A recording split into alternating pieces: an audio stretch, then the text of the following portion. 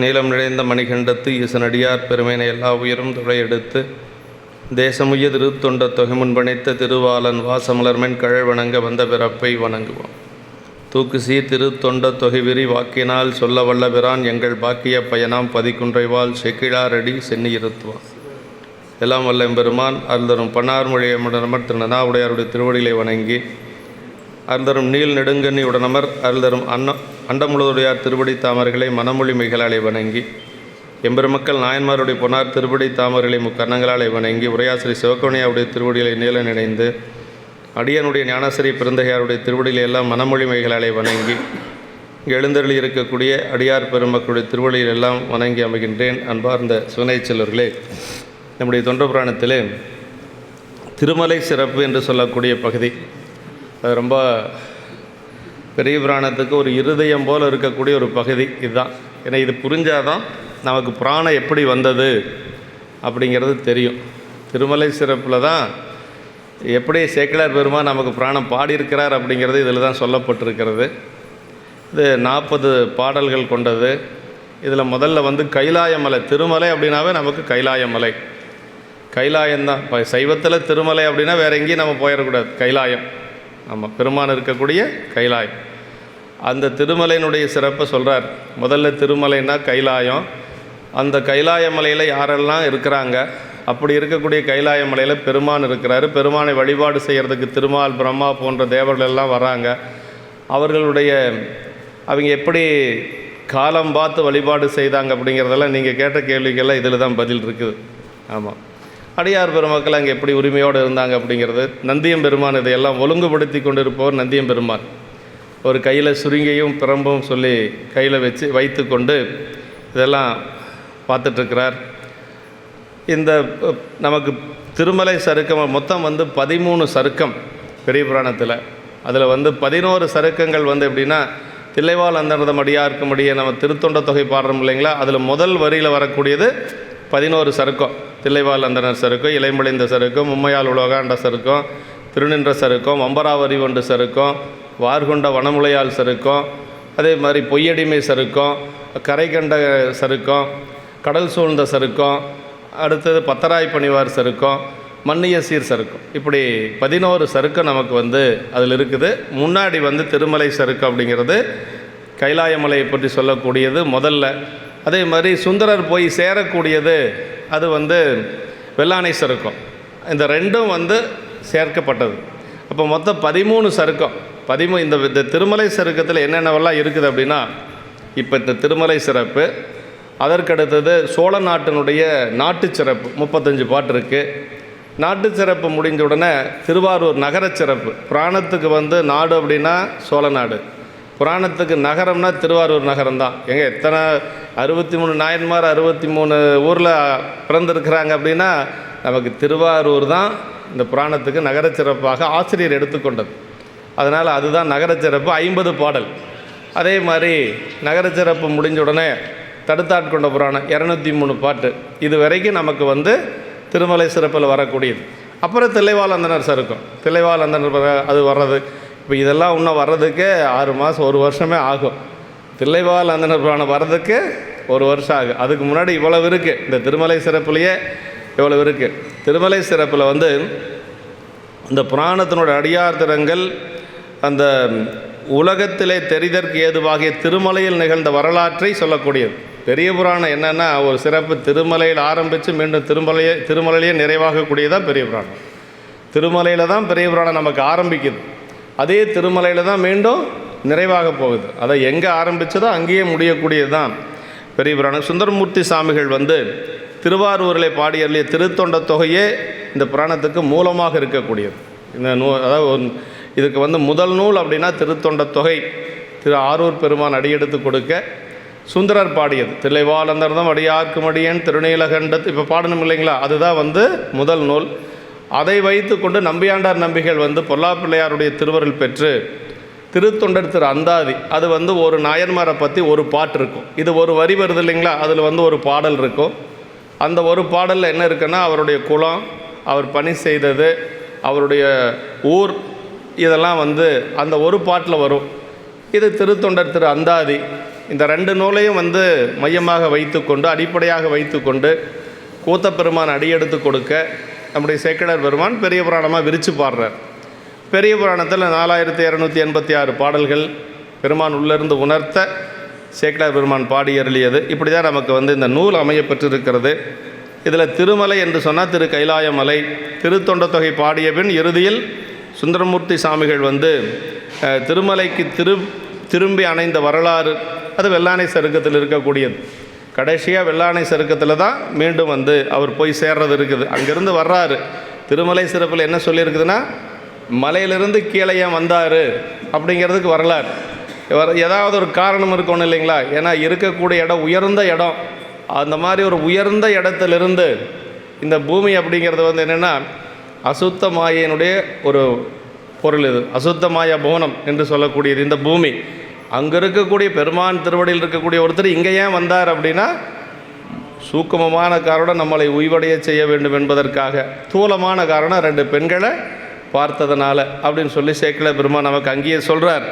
இப்போ இதில் திருமலை சிறப்பு, நாட்டு சிறப்பு, திருவாரூர் நகர சிறப்பு, திருக்கூட்ட சிறப்பு, தடுத்தாட்கொண்ட புராணம் இப்படியெல்லாம் இந்த பகுதியில் இருந்தாலும், இந்த திருமலையினுடைய ஒரு பெருமை, திரு அப்படின்னா என்னென்னா முதல்ல சிவம்னு அர்த்தங்க.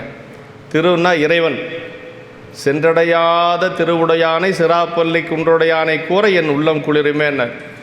நன்றுடையானை தீயதில்லானை நரை வெள்ளேறு ஒன்றுடையானை உமையொரு பாகம் உடையானை சென்றடையாத திருவுடையானை சிராப்பள்ளி குன்றுடையானை கூற. அப்போ சென்றடையாத திரு அப்படிங்கிறது என்னென்னா இறைவனுடைய இறைவமாகிய செல்வம். திருன்னா செல்வம்.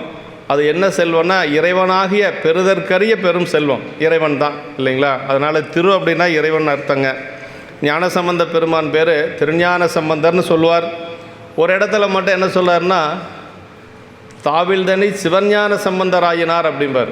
திருஞான சம்பந்தர் தான் அவருடைய பெயர். ஒரு இடத்துல மட்டும் சேக்கிழார் பெருமான் தாவில்தனி சிவஞான சம்பந்தராயினார் அப்படிம்பார். அப்போ சிவஞானம்னால் ஒன்று தான், திருஞானம்னாலும் ஒன்று தான். 2 இறைவனை குறிக்கக்கூடிய பொருள் தான். அதனால் திருமலை அப்படிங்கிறது பெருமான் இருக்கக்கூடிய திரு அப்படின்னா அதுக்கு ஒரு பொருள் என்னன்னா, கண்டாரால் விரும்பப்படும் தன்மை நோக்கம் என்று சொல்லி பேராசிரியருடைய உரை. பேராசிரியர்னு ஒருத்தர் உரை செய்திருக்கிறார் திருக்கோவையாருக்கு. அவர் என்ன சொல்கிறாருன்னா, திரு அப்படிங்கிறதுக்கு மட்டும் என்ன பொருள் அப்படின்னா, கண்டாரால் விரும்பப்படும் தன்மை நோக்கம் என்று சொல்லி நமக்கு அப்படி சொல்லப்பட்டிருக்கிறது. அப்படி திருமலை என்பதற்கு வெள்ளிமலை என தக்கையாக பரணியில் உரை சொல்லப்பட்டிருக்கிறது என்று சொல்லி, இப்படி இந்த திருமலையில் என்ன இருக்குதுங்கிறத நான் ஒரு சரித சுருக்கமாக முதல்ல சொல்லிடுறேன். அதற்கு பிறகு அப்புறம் ஒரு பாடலாக நம்ம பார்க்கலாம். திருமலை அப்படிங்கிறது கைலாயமலை. அந்த கைலாயமலையில் பெருமான் இருக்கக்கூடிய ஒரு இடம்தான் அது. பொன்னின் வெண்திரு நீரு புனைந்தன, முதல் பாட்டிலே தான் இருக்குது. பொன்னின் வெண்திரு நீரு புனைந்தன பண்ணு நீள்பணி மால்வரை பாலது தன்னையார்க்கும் அறிவறியான் என்றும் மன்னிவாள் கைலை திருமாமலை. பெருமான் நிலை பெற்று இருக்கக்கூடிய ஒரு இடம் எது அப்படின்னா கைலாயமலை. இப்போ மற்ற இடங்கள்லாம் சாமி இருப்பார். அவர் இல்லாத இடமே இல்லை இல்லைங்களா? ஏழையனுடைய குடிசைக்கு கூட வருவாராம். அதை நம்முடைய வாதவருடிகள் சொல்கிறார், பந்தனை விரலையும் நீயும் நின் அடியார் பழங்குடியில் தோறும் எழுந்தருளிய பரணே அப்படின்னார். ஏழை வீடாக இருந்தாலும் சரி, ஒரு குடிசையாக இருந்தாலும் கூட பெருமானிடத்தில் அன்பு செஞ்சால் கண்டிப்பாக வருவார். அப்படி பெருமான் இருக்கக்கூடிய அந்த இடத்துல சிறு சிறு பூதங்கள், முனிவர்கள் எல்லாரும் அங்கே இருக்கிறாங்க. அப்படி இருக்கக்கூடிய அந்த கைலாயமலையை நந்தியம்பெருமான் காவல் காத்துட்ருக்கிறார். நந்தியம்பெருமானை பற்றி சொல்லுகின்ற பொழுது எப்படி சொல்லுவார்னா, நெற்றியில் கண்ணர் நாற்பெருந்தோழர். அங்கே எல்லாம் இப்படி இருக்கிற நெற்றிக்கண்ணோடு இருக்கக்கூடியவங்களெல்லாம் அங்கே இருக்கிறாங்களாம். நமக்கு சொல்கிறது சாமிக்கு மட்டும்தான் நெற்றிக்கண் இருக்குது. ஆனால் நெற்றிக்கண்ணோடு இருக்கக்கூடிய இறைவனுடைய சாரூபம் பெற்றவர்கள் அங்கே இருக்கிறாங்க. சேக்கிழார் பெருமான் சொல்கிறார், நெற்றியில் கண்ணர் 4 தோள்களை உடையவங்களெல்லாம் அங்கே இருக்கிறாங்க மேலே. நெற்றியில் கண்ணர் நாற்பெருந்தோழர் நீரணி மேனியர் அநேகர் பெற்றமேல் கொண்ட தம்பிரான் அடியார் பிஞகன் தன்னருள் பெறுவார் மற்றவர்க்கெல்லாம் தலைமையாம் பணியும் மலர்கையில் சுருகையும் பிரம்பும் கற்றைவார் சடையான் அருளினால் பெற்றான் காப்பது அக்கையலைமால் வரைதான். இப்படி எல்லாரும் இருக்கிறாங்க. இவங்களுக்கெல்லாம் ஒரு தலைவர் இருக்கிறார். அவர் தான் நந்தியம்பெருமான் பெற்ற. அதான் சொல்கிறார், மற்றவர்க்கெல்லாம் தலைமையாம் பணியும் மலர்கையில் சுருகையும் பிரம்பும்னார். கையில் கத்தி வச்சிருக்கிறார், அதே மாதிரி பிரம்பு வச்சிருக்கிறார், கைலாயமலை காவல் காக்கிறதுக்கு. இப்படியெல்லாம் அங்கே இருக்கின்ற அந்த நேரத்தில் அந்த மலையில் சிறு சிறு பூதங்கள், முனிவர்கள் எல்லாரும் இருக்கிறாங்க. அந்த கைலாய மலைக்கு பக்கத்தில் ஒருத்தர் தவம் செஞ்சிட்ருக்கிறார். அவர் பேர் தான் உபமன்ய முனிவர் அப்படின்னு சொல்லி. உபமன்ய முனிவர் இப்போ யார் அப்படின்னு கேட்டால், தில்லையம்பதியில் நம்முடைய கூத்தப்பெருமானுடைய திருநடம் இப்போ நாமெல்லாம் பார்க்குறோம் இல்லைங்களா, அந்த ஆனந்தமாக நடராஜ பெருமானு தான் அவர் சொல்லணும். சும்மா நடராஜ பெருமான்னு சொல்லக்கூடாது. ஆனந்தமாக நடராஜ பெருமான். தருமபுரம் ஆதீனம் இப்போ இருக்கிறவருக்கு முன்னாடி இருந்த 26வது குருமகா சன்னிதானம் அப்படி தான் சொல்லுவாங்க, ஆனந்தமாக நடராஜ பெருமான். அந்த ஆனந்தமாக நடராஜ பெருமானுடைய தரிசனத்தை 2 பேர் மட்டும் உள்ளுக்குள்ளே தரிசிச்சுட்டு இருந்தாங்க. அவங்க 2 பேர் தான் பதஞ்சலி முனிவர், வியாக்கரபாதர் என்று சொல்லக்கூடியவங்க. இப்போ வியாக்கரபாதர் அப்படின்னா, வியாக்கர அப்படின்னா புலின்னு அர்த்தம். வடமொழியில் வியாக்கர அப்படிங்கிறது தமிழில் புலி. புலிக்காலை எடுத்து எதுக்கு புலிக்கால் வேண்டி பெற்றார் அப்படின்னா, பெருமானை வழிபாடு செய்வதற்கு மலர் பறிக்கிறதுக்காக, முற்புதரில் இருக்கக்கூடிய மலரை பறிப்பதற்கு புலிக்கால் வேண்டி பெற்றார் அவர். அதே பதஞ்சலி முனிவர் அவரும் மனித உருவத்தில் இருந்தவர் தான். பாம்புருவம் ஏன் வேண்டி பெற்றார்னா, நீர்நிலைகள் இருக்கக்கூடிய மலர்களை பறிப்பதற்காக. இப்போ இவர் நீர்நிலையில் இருக்கிற மலரை பறிச்சுட்டு வருவார், அவர் முற்புதரில் இருக்கக்கூடிய மலரை பறிச்சுட்டு வருவார். 2 பேரும் கொண்டு வந்து அந்த மலரை எல்லாம் சேர்ந்து கூத்தப்பெருமானை வழிபாடு செய்வாங்க. திருமூலநாதரை வழிபாடு செய்வாங்க. திருமூலநாதர் அங்கே இருக்கிறார் இல்லைங்களா, அவர் வழிபாடு செய்வாங்க. இப்படி செய்துட்ருக்கிற பொழுது அந்த ஆனந்த காட்சி அவங்களுக்கு கிடைக்கும். அவங்க 2 பேரும் பெருமான்கிட்ட விண்ணப்பம் வச்சாங்க, இந்த காட்சி எல்லாத்துக்கும் கிடைக்கணும். ஏன்னா ரொம்ப பெரிய உள்ள இல்லைங்களா, யாம் பெற்ற இன்பம் பெருக வையகம் என்று சொல்லி அப்படி கேட்கிற பொழுது தான் பெருமான் தை மாதம் பூச நட்சத்திரத்தில் எல்லாரும் பார்க்குற மாதிரி மன்றில் ஆடுவோம், நீங்கள் இப்போ வருகுது இல்லைங்களா, அடுத்த வாரத்தில் வருது, இன்னும் 2 வாரம் இருக்குது, அந்த தைப்பூசத்தில் எல்லோரும் வழிபாடு செய்யலாம் என்று சொல்லி சொல்லுகின்ற பொழுது தான், அதுக்கு பிறகு தான் மன்றில் நின்று ஆடியது. அந்த வியாக்கரபாதருடைய மகன்தான் நம்முடைய உபமன்ய முனிவர். அது குழந்தையாக இருக்கிற பொழுது அழுகிறார். அப்படி அழுகிற குழந்தைக்கு சாமி எப்படி பால் கொடுத்தார்னா, பார்க்கடலையே கொடுத்தார். பாலுக்கு பாலகன் வேண்டி அழுதிட பார்க்கடல் இந்த பிரான் பல்லாண்டில் சொல்கிறோம் இல்லையா, அந்த குழந்தை இதுதான், உபமன்ய முனிவர் தான். அவர் அங்கே அவர் பெரிய முனிவர். எப்படின்னா, அவர் சிவபெருமானை தவிர யாரையும் வணங்காதவருங்க. பெருமானை தவிர யாரையும் வணங்க மாட்டார். கைலாயத்தில் இருக்கிறார், சீடர்கள் எல்லாம் கூட இருக்கிறாங்க. அப்படி சீடர்கள் எல்லாம் கூட இருக்கிற பொழுது அப்படியே எல்லாரும் பார்க்குற மாதிரி, வியந்து பார்க்குற மாதிரி, 1000 சூரியன் சேர்ந்தால் எப்படி இருக்கும், ஒரு சூரியனே நம்ம கண்ணால் பார்க்க முடியாது, 1000 சூரியன் சேர்ந்தால் எப்படி இருக்குமோ அது மாதிரி ஒரு பேரொளி வானத்தில் வருது. அந்த ஒளியை பார்த்து எல்லாரும் அப்படியே அதிசயப்படுறாங்க. இது என்கொள் அதிசயம், இதுவாரி நம்ம ஒரு ஒளியை நம்ம பார்த்ததே இல்லையேன்னு சொல்லி குருநாதர்கிட்ட கேட்குறாங்க. குருநாதர் என்ன செஞ்சார் அப்படின்னா, அவர் எந்திரிச்சு நின்று நான் பார்த்து சொல்கிறேன்னு சொல்லி எந்திரிச்சு நின்றவர் அவருக்கும் தெரியல. சாமிகிட்ட கேட்குறார். பெருமான்ட்ட அவங்களாம் நேரடியாக பேசக்கூடிய ஆற்றலுடையவங்க. சாமிகிட்ட கேட்குறார். சாமி அவருக்கு உணர்த்துறார். எப்படி உணர்த்துறார், வரக்கூடியது சுந்தரன். சுந்தரன் இப்போ வெள்ளை யானையில் வந்துட்டுருக்கிறான். அந்த வெள்ளை யானையில் வரக்கூடிய காட்சி தான் உங்களுக்கு ஒளியாக தெரியுது என்று சொல்லி சொன்ன உடனே இவர் அவங்ககிட்ட எதுவும் சொல்கிறதில்ல. இவர் பாட்டுக்கு கையை மேலே வச்சு அப்படியே அந்த ஒளி போன திசையிலே வணங்கி கொண்டே போகிறார். அவரை பற்றி சொல்லுகின்ற பொழுது உபமன்ய முனிவரை பற்றி என்ன சொல்கிறார்னா, சேக்கிழார் பெருமான், யாதவன் துவரைக்கு யாகிய மாதவன் முடிமேல் அடி வைத்தவன் பூதநாயகன் பொறிவரும் தொண்டினுக்கு ஆதியந்தம் இல்லாமை அடைந்தவன் அப்படின்னார். அப்படின்னா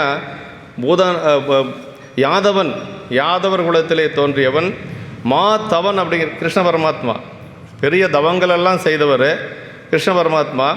அப்படிப்பட்ட கிருஷ்ண பரமாத்மாவுக்கே திருவடி தீட்சை கொடுத்தது உபமன்ய முனிவர் அப்படிங்கிறார். அப்படின்னா அவர் எவ்வளோ பெரியவராக இருப்பார் பார். இந்த ஊர்லேயே ரொம்ப பெரியவர் ஒருத்தர், அவர் இவரை வணங்குவார் அப்படின்னா இவர் எவ்வளோ பெரியவராக இருப்பார். அது மாதிரி உபமன்ய முனிவர் எவ்வளவு பெருமை மிக்கவர் அப்படின்னா, கிருஷ்ண பரமாத்மாவுக்கு திருவடி தீட்சை கொடுத்தவர்.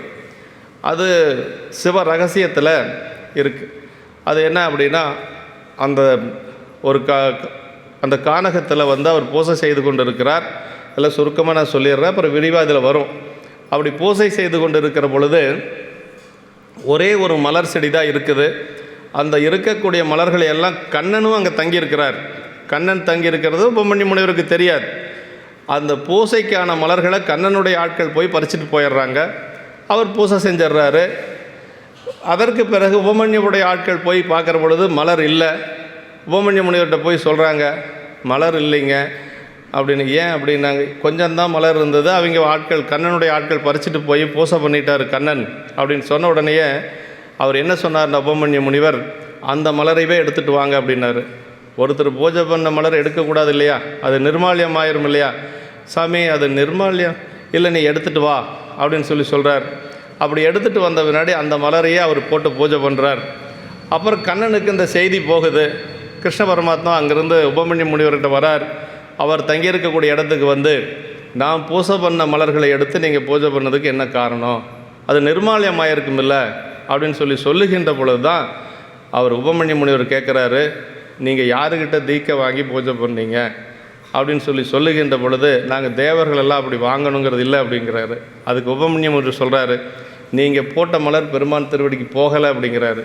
எப்படி சொல்கிறீங்க அப்படின்னு கேட்குற பொழுது காட்டுறார் உபமன்ய முனிவர் தன்னுடைய அந்த ஒரு சக்தியினால், நீங்கள் அர்ச்சனை பண்ண மலர் பெருமான் திருவடிக்கு போகலை அப்படிங்கிறத காட்டுறார். அப்புறம் அவர் ஒத்துக்கிறார். சரி என்ன செய்கிறது, நீங்களே எனக்கு தீட்சை பண்ணி வைங்க அப்படின்னு சொல்லுகின்ற பொழுது தான் அவருக்கு தீட்சை பண்ணி திருவடி தீட்சையும் கொடுக்குறார். யார்? உபமன்ய முனிவர். கிருஷ்ண பரமாத்மா பாருங்கள், தேவர்களுக்கே தீட்சை கொடுக்கக்கூடிய அளவுக்கு பெரிய தேவர்களில் பெரிய தேவர் நம்முடைய கிருஷ்ண பரமாத்மா இல்லையா, அவருக்கே தீட்சை கொடுத்து திருவடி தீட்சை கொடுத்தது உபமன்ய முனிவர். அதான் சொல்கிறார்.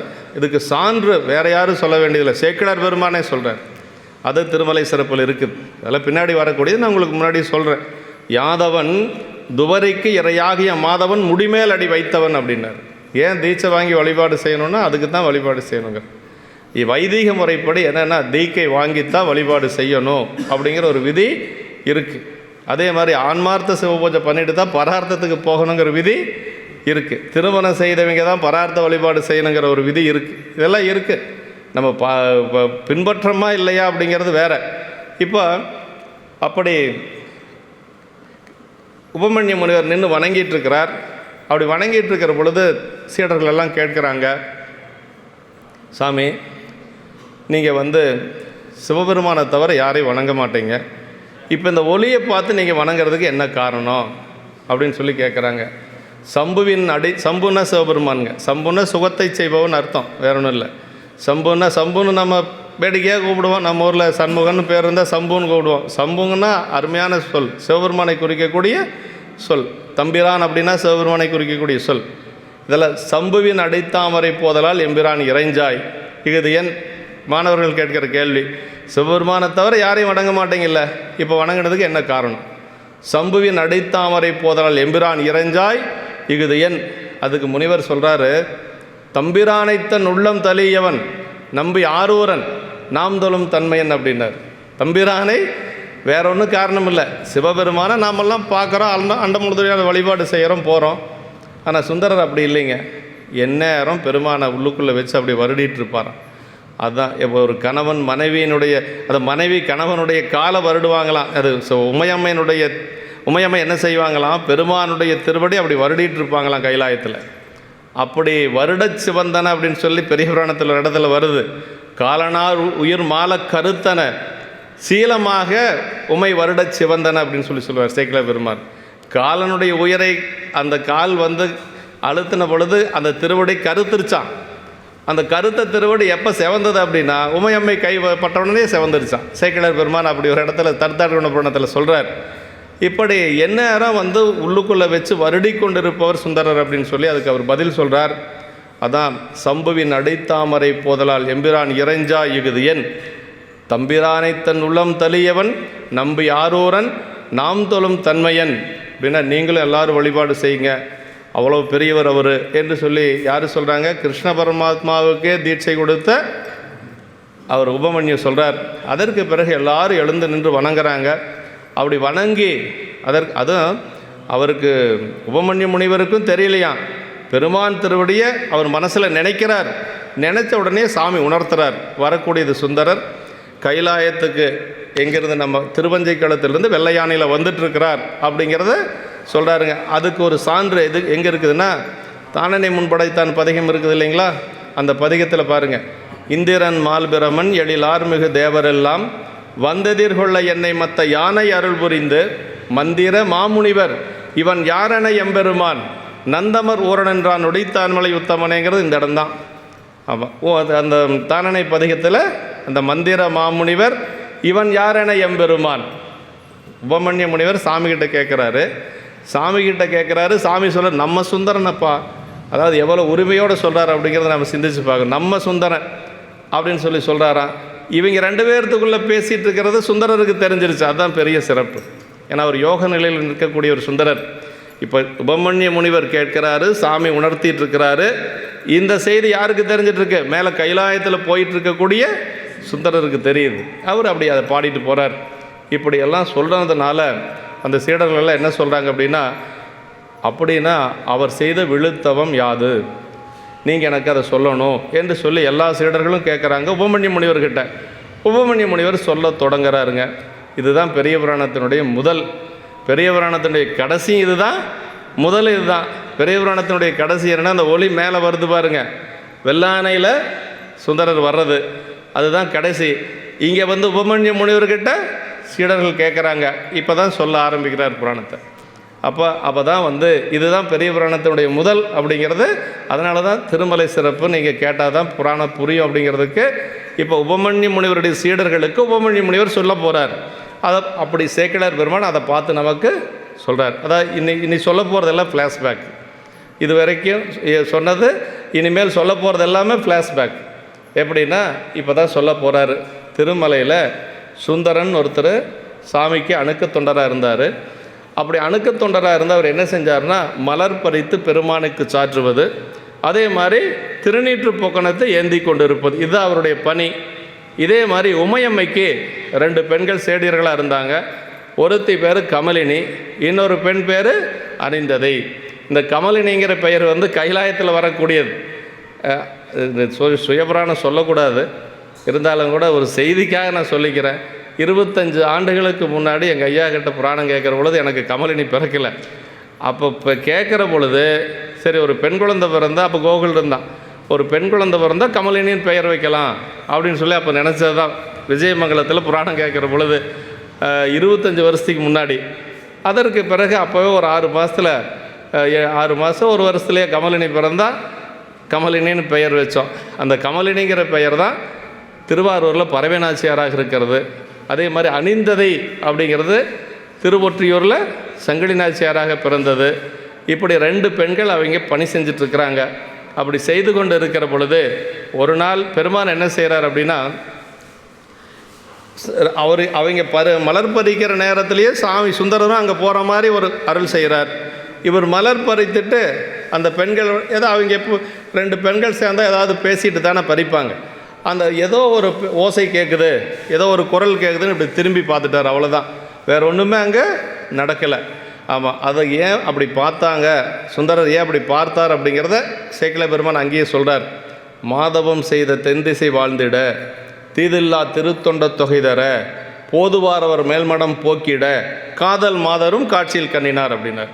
ஏன் அந்த 2 பெண்களை பார்த்தார்னா, அவர் நமக்கு திருத்தொண்ட தொகை வேணும், இந்த மண்ணுலகத்தில் திருத்தொண்ட தொகை இல்லை, அந்த திருத்தொண்ட தொகை கொடுப்பதற்காக, அப்புறம் இந்த தென் திசை வாழ வேண்டும் என்பதற்காக இவருடைய மனசை அங்கே சாமியே போர்க்கிறார். இவராக பார்க்கல, அவர் மேல்மனம் போக்கிட அப்படின்னு சொல்லி சேக்கிழார் பெருமான் அங்கே சொல்கிறார். அதற்கு பிறகு அவர் மலர் பறிச்சுட்டு எப்பவும் போல் சாமிகிட்ட போகிறார். அப்படி சாமிகிட்ட போகிற பொழுது சுந்தரர் போய் நிற்கிறார், மலரை சூட்டுவதற்காக நிற்கிறார். சாமி சொல்கிறார் நில்லு அப்படின்னு சொல்கிறார். சாமி சொன்னோன்னா அவருக்கு கொஞ்சம் ஒரு அச்சம் இருக்கும் இல்லையா. மாதர்வால் மனம் போக்கினை அப்படின்னார். எடுத்தோன்ன பெருமான் மாதர்வால் மனம் போக்கினை சொல்கிறார். மாதர்வால் மனம் போக்கினை மெல்லியலாருடன் காதல் இன்பம் கலந்து அணைவாய் அப்படின்ட்டார். அந்த 2 பெண்களோடு நீங்கள் போய் மண்ணுலகத்தில் போய் காதல் வாழ்க்கை வாழ்ந்து அதற்கு பிறகு நீ என்னிடத்துல வா அப்படின்னு சொல்லி பெருமான் ஒரு கட்டளை போட்டார். அப்படியே சுந்தரர் சரி சாமியே போக சொல்லிட்டாரு, நமக்கு எல்லாமே சாமி கொடுப்பார் அப்படின்னு எல்லாம் அவர் நினைக்கல. அவர் என்ன அழுகிறார்னா, இந்த திருவடி கிடைக்கிறதே பெருசு, இந்த திருவடி கிடைச்சி அதை நான் விட்டுட்டு போகிறேனே அப்படின்னு சொல்லி அங்கே ஒரு விண்ணப்பம் வைக்கிறார். மையல் மானுடமாய் மயங்கும் வழி ஐயனே என்னை தடுத்தாட்கொள் அப்படிங்கிறார். சாமி, இந்த 2 பெண்கள் யாருன்னு எனக்கு தெரியாது, மண்ணுலகத்துக்கு போனால் வேறொரு பெண்ணிடத்தில் என்னுடைய மனம் செல்லுகின்ற பொழுது நீங்கள் தான் என்னை தடுத்து ஆட்கொள்ளணும் என்று சொல்லி அங்கே ஒரு விண்ணப்பத்தை வைக்கிறார். அதற்கு பிறகு சுந்தரர் திரு நாவலூரில் வந்து அவதரிக்கிறார். கமலினி பறவை நாச்சியாராக திருவாரூரில் அவதரிக்கிறார். அணிந்ததை சங்கிலி நாச்சியராக திரு ஒற்றியூரில் அவதரிக்கிறார். இதெல்லாம் வந்து வரக்கூடியது இந்த திருமலை சிறப்பில். அதற்கு பிறகு திருமணம் செய்வதெல்லாம் அந்தந்த புராணத்தில் வரும். இப்போ சரி, இவர் வந்து இங்கே வந்துட்டார். அதற்கு பிறகு சரி, மாதவம் செய்த தென்திசைன்னு சொன்னீங்கல்ல, அவர் கேட்குறாங்க, மாணவர்கள் கேட்குறாங்க உபமன்ய முனிவர்கிட்ட, அப்படி என்ன இந்த தென்திசை தவம் செஞ்சது நீங்கள் சொல்லணும் அப்படின்னு சொல்லுகின்ற பொழுது 5 தலங்களை சொல்கிறாருங்க. இந்த மண்ணுலகம் செய்த ஒரு பெரும் தவம் 5 ஸ்தலங்கள் சொல்கிறார். முதலாவதாக சொல்லப்பட்டது தில்லையம்பதி, தில்லை கூத்தப்பெருமான் நடம் செய்து கொண்டு இருக்கக்கூடிய தில்லை. 2வது என்ன சொல்கிறார் அப்படின்னா சீர்காழி சொல்கிறார். சீர்காழி ஞானசம்பந்த பிள்ளையார் அவதரித்தது மட்டுமல்ல, அது பெரிய தவம் செய்த ஒரு பதி. அடுத்தது திரு ஐயாறு சொல்கிறார். திருவையாறு நந்தியம்பெருமான் அவதாரம் செய்தது. அதே போல் திருவாரூர், திருவையாறு, திருவாரூர் சொல்கிறார். திருவாரூர் ஆலித்தேர் வித்தகன் இருக்கக்கூடிய திருவாரூர், காஞ்சியம்பதி உமையம்மை வந்து பூசை செய்த காஞ்சியம்பதி என்று சொல்லி 5 பதிகள் இருக்கக்கூடிய ஒரு சிறப்பை மாதவம் செய்த தென்திசை என்பதற்கு சேக்கிழார் பெருமான் நமக்கு அருள்கிறார். இந்த செய்திகள் தான் இதில் இருக்குது. நம்ம பாடல் வாரியை நம்ம விரிவாக சிந்திச்சுக்கலாம். எதுக்காக சொன்னேன்னா, சரி என்ன அப்படிங்கிறது முன்கூட்டி தெரிஞ்சிட்டால் கேட்குறது கொஞ்சம் ஆர்வமாக இருக்கும் அப்படிங்கிறதுனால பார்த்துட்டோம். அடுத்தது திருமலை முதல் பாட்டு. இப்போ நம்ம கேட்க போகிறது எல்லாமே வந்து ஃப்ளாஷ்பேக் தான். ஆமாம், தில்லையம்பதி, திரு ஆரூர், காஞ்சிபுரம், திரு ஐயாறு, அப்புறம் சீர்காழி, 5 பதி. இப்போ கைலாயத்தை பற்றி சொல்கிறாருங்க. கைலாயம் எப்படி இருக்குது போனவங்களுக்கு தெரியும் இல்லையா? ஒரு பெரிய ஒரு பொன் குன்று. பெருமானுடைய திருமேனியை வந்து எப்படி பொன்னார் மேனியனே புலி தோலை அரைக்க செய்துன்னு பாடுறாங்களே, பெருமானுடைய திருமேனியினுடைய நிறம் என்னென்னா பொன்னார் மேனியன் அப்படிங்கிறது. இன்னொன்று இல்லைன்னா என்ன சொல்லுவாங்கன்னா, செந்தலல் புரை திருமேனியும் காட்டி, நல்ல தலல் போன்ற திருமேனி. தலல் எப்படி இருக்கும்? பொன்னிறத்தில் தானே இருக்கும். அது மாதிரி சொல்கிறார். அப்படி பொன்னாக இருக்கக்கூடிய ஒரு குன்றில் அப்படி திருநீர் பூசியிருந்தால் எப்படி இருக்கும்? ஒரு பொன் குன்று கற்பனை பண்ணி பாருங்களேன். இப்போ சாமியினுடைய திருமேனி அப்படி பொன்னிறத்தில் இருக்குது, அதில் வெள்ளையாக திருநீர் அப்படி பூசியிருந்தால் எவ்வளோ பளிச்சுன்னு இருக்கும். அது மாதிரி இருக்குதான் இந்த கைலாயம். எப்படின்னா அந்த திருமேனி பொன்னார் திருமேனி, அந்த பனி படர்ந்த ஒரு காட்சி சேக்கிழார் பெருமானுக்கு எப்படி தெரியுது அப்படின்னா திருநீர் பூசப்பட்ட ஒரு காட்சியாக தெரியுது. அதுதான் இதில் சொல்கிறாருங்க. பொன்னின் வெண்டிரு நீரு புனைந்தன பண்ணும் நீல் பனி மால்வரை பாலது தன்னை ஆர்க்கும் அறிவறியான் என்றும் மன்னிவாள் கைலை திருமாமலை அப்படின்னா பொன்னின் மேலே வெள்ளிய திருநீற்றை அணிந்தார் போல அந்த திருமேனி அப்படி இருக்குது. எடுத்து சொல்லற்குரிய நீண்ட இமயமலையின் பகுதியில் உள்ளது. யாவர்க்கும் தனது தன்மையை இன்னதென்று அறிவதற்கு அரிதாயிருக்கின்ற சிவபெருமான் எக்காலத்தும் நீங்காமல் பொருந்தி வாழ்தற்கிடமாகிய கைலை என்கின்ற பெரிய திருமலை அப்படின்னு. இந்த மண்ணுலகத்துக்கு வருகின்ற பொழுது எல்லாமே மேலிருந்து தான் சாமி கீழே வராரு. கைலாயத்திலிருந்து தான் இந்த மண்ணுலகத்துக்கு வரார். சிறு தொண்ட நாயனாருடைய வீட்டுக்கு வருகின்ற பொழுது எப்படி வந்தார் அப்படிங்கிறத சேக்கிழார் பெருமான் நமக்கு சொல்கிறார். அப்படியே நீண்ட நாள் சாப்பிட்டு பல நாள் ஆன மாதிரி பசியுடைய ஒருத்தர் எப்படி வருவாங்க, அது மாதிரி வந்தாராம். தண்டாததொரு வேட்கை பசியுடையார் அமைப்போல கண்டாரை சிறு தொண்டர் மனைவினவி கடிதணைந்து தொண்டனாருக்கு என்னாலும் சோரளிக்கும் வண்டார் பூந்தாரான் மனையில் உள்ளாரோன்னு. அப்படி ரொம்ப நாள் சாப்பிட்டு பல நாள் ஆச்சான், ரொம்ப பசியோடு வந்தால் ஒருத்தர் எப்படி கேட்பாங்க, அது மாதிரி அப்படியே நேராக செங்காட்டங்குடியில் வந்து இறங்கினார் கைலாயத்திலிருந்து. அப்படி கைலாயத்திலிருந்து செங்காட்டங்குடியில் வந்து இறங்கினவர் அங்கே வந்து இறங்கிட்டார் செங்காட்டங்குடிக்கு. அங்கேருந்து சிறு தொண்ட நாயனார் வீடு அவருக்கு தெரியாமையே இருக்கும். ஆனால் வழியில் பார்க்குறவங்களை எல்லாத்தையும் கேட்டாராம், ஏப்பா சிறு தொண்டர் வீடு எங்கப்பா இருக்குது, சிறு தொண்டர் வீடு எங்கப்பா இருக்குது அப்படின்னு கேட்டு போனாராம். சேக்கிழார் பெருமான் சொல்கிறார், ஏன் அப்படி கேட்டு போனார் அப்படின்னா அப்படி ஒருத்தர் இருக்கிறார்னு எல்லாத்துக்கும் தெரிஞ்சுக்கணும்னு சாமியினுடைய விருப்பம். ஆமாம், தொண்டனாருக்கு என்னாலும் சோறளிக்கும். ஒரு நாள் 2 நாள்லாம் இல்லைங்க, தினசரி சோறு போடுவாராம். யாராவது ஒரு சிவனடியாருக்கு சோறு போட்டுட்டு தான் அவர் சாப்பிடுவார். சிறு தொண்ட நாயனாருடைய அப்படி ஒரு விரதம் அவர். ஆமாம், தொண்டனாருக்கு என்னாலும் சோறளிக்கும் வண்டார் பூந்தாரான் மனையில் உள்ளாரோன்னு சொல்லி கேட்டு வரார். அப்படி அந்த பெருமான் இருக்கக்கூடிய மலை கைலாய மலை என்று சொல்லி சொல்கிறாருங்க. அப்படி எப்பொழுதும் எக்காலத்தும் நீங்காமல் பொருந்தி வாழ்தற்கிடமாக கையில் என்கின்ற பெரிய திருமலை என்று சொல்லி திருமலையின் சிறப்பு கூறுவதுடன் சுந்தரமூர்த்திகள் கைலாயத்திலிருந்து நில உலகில் அவதரிக்க நேர்ந்த சரிதமும் இதில் கூறப்பெற்றது. சுந்தரமூர்த்தி சாமிகளுடைய சரிதம் பல இடங்கள் 4-5 புராணங்களில் வருதுங்க. இதுதான் முதல் இல்லைங்களா, திருமலை சிறப்பில் தான் முதல். இதற்கடுத்தது தடுத்தாட்கொண்ட புராணம். தடுத்தாட்கொண்ட புராணத்தில் என்னென்னலாம் வருது அப்படின்னா, திருத்தொண்ட தொகை பாடுறது வருது, பரவினாச்சியாருடைய திருமணம் வருது தடுத்தாட்கொண்ட புராணத்தில். ஏயர்கோன் கலிக்காம நாயன் புராணத்தில் என்ன வருதுன்னா, சங்கடி நாச்சியாருடைய திருமணம் வருது. அப்புறம் பரவினாச்சியாருடைய சங்கிலியாரை திருமணம் செஞ்சதுனால பரவினாச்சியார் கொஞ்சம் மன வருத்தமாச்சு இல்லையா, அந்த ஊடலை தீர்ப்பதற்காக பெருமான் சென்றது. இதெல்லாம் வரக்கூடியது ஏயர்கோன் கலிக்காம நாயனருடைய புராணம். அதற்கு பிறகு களரிற்றறிவார் புராணம் என்று சொல்லக்கூடிய சேரமான் பெருமாள் நாயனார் புராணம். சேரமான் பெருமாள் நாயனார் புராணத்தில் என்ன சொல்லப்பட்டிருக்குது அப்படின்னா, அவர் இங்கே வந்து சுந்தரரோடு நட்பு கொண்டு இங்கிருந்து அவர் கேரளா போகிறார், மலைநாடு போய் அங்கிருந்து மீண்டும் இங்கே வந்ததெல்லாம் அந்த சேரமான் பெருமாள் நாயனார் புராணத்தில் இருக்குது. அதற்கு பிறகு வெள்ளானை சருக்கம் என்று சொல்லக்கூடிய அந்த வெள்ளானை சருக்கத்தில் தான் இங்கிருந்து அவர் வந்து திருவஞ்சைக்களம் சென்று சேரருடன் சென்று அங்கு பெருமானை வழிபாடு செய்து கொண்டிருக்கிற பொழுது வெள்ளை யானை அனுப்பி பெருமானுடைய அந்த வெள்ளை யானையில் கைலாயம் போனது அங்கே தான் சொல்லப்படுகிறது. இப்படி நம்பிகளுடைய சரிதம் வந்து இப்போ ஆரம்பமும் சுந்தரருடைய சரிதம் தான், அதே மாதிரி நிறைவாகுவதும் சுந்தரருடைய சரிதம் தான். அதனால தான் இவரை வந்து காப்பிய தலைவர் அப்படின்னு சொல்லி, கதாநாயகன் யாருன்னா சுந்தரர் தான். காப்பிய தலைவிகள் யார் அப்படின்னா கமலினி அணிந்தது என்று சொல்லக்கூடிய பரவியார், சங்கிலியார். 63 நாயன்மார்கள் இருக்கக்கூடிய ஒரு சரிதத்தில் எப்படி ஒருத்தரை மட்டும் காப்பிய தலைவராக கொண்டு வரது அப்படின்னா அப்படித்தான். அது நம்மளுடைய இதில் சேக்கிழார் பெருமானுடைய ஒரு கருணை. அதனால் அவர் தான் காப்பிய தலைவர். ஏன்னா மேலேருந்து கீழே வந்தவர் இல்லையா, அதனால் அவர் தான் காப்பிய தலைவர்.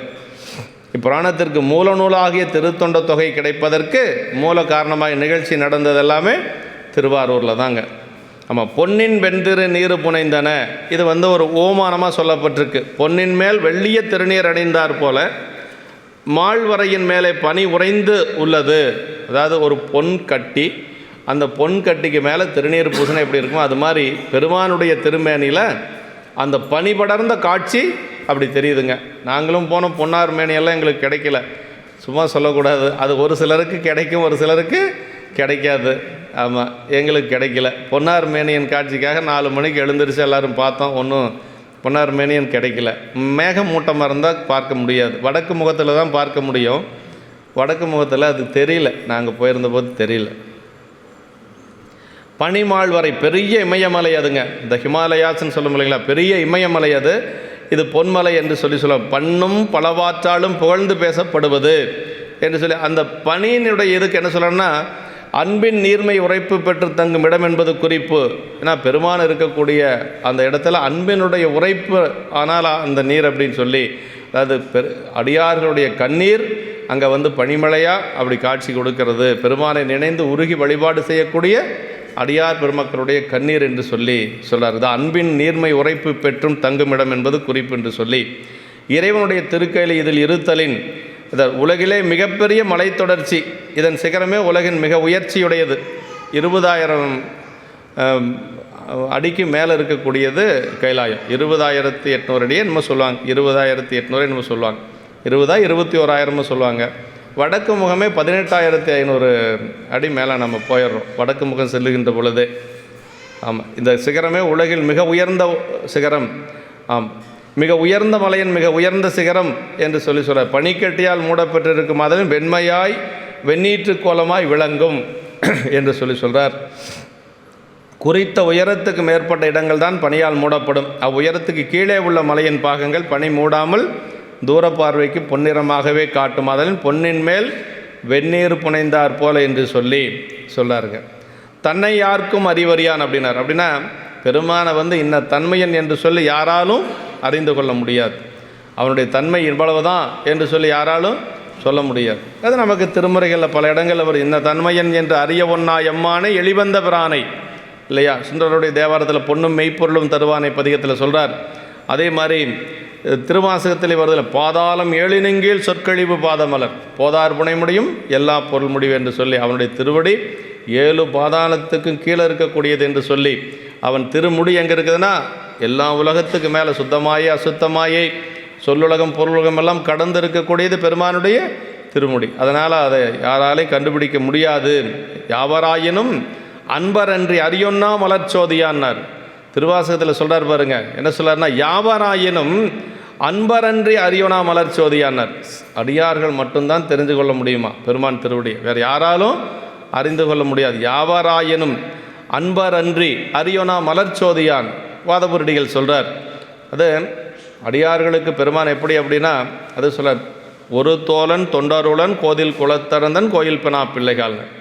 ஒரு தோழன் தொண்டருளன் அப்படின்னார். அடியார்களுக்கு மட்டும் பெருமான் வந்து அப்படி உள்ளுக்குள் இருந்து எளிவந்த பிராணா இருப்பாருங்க.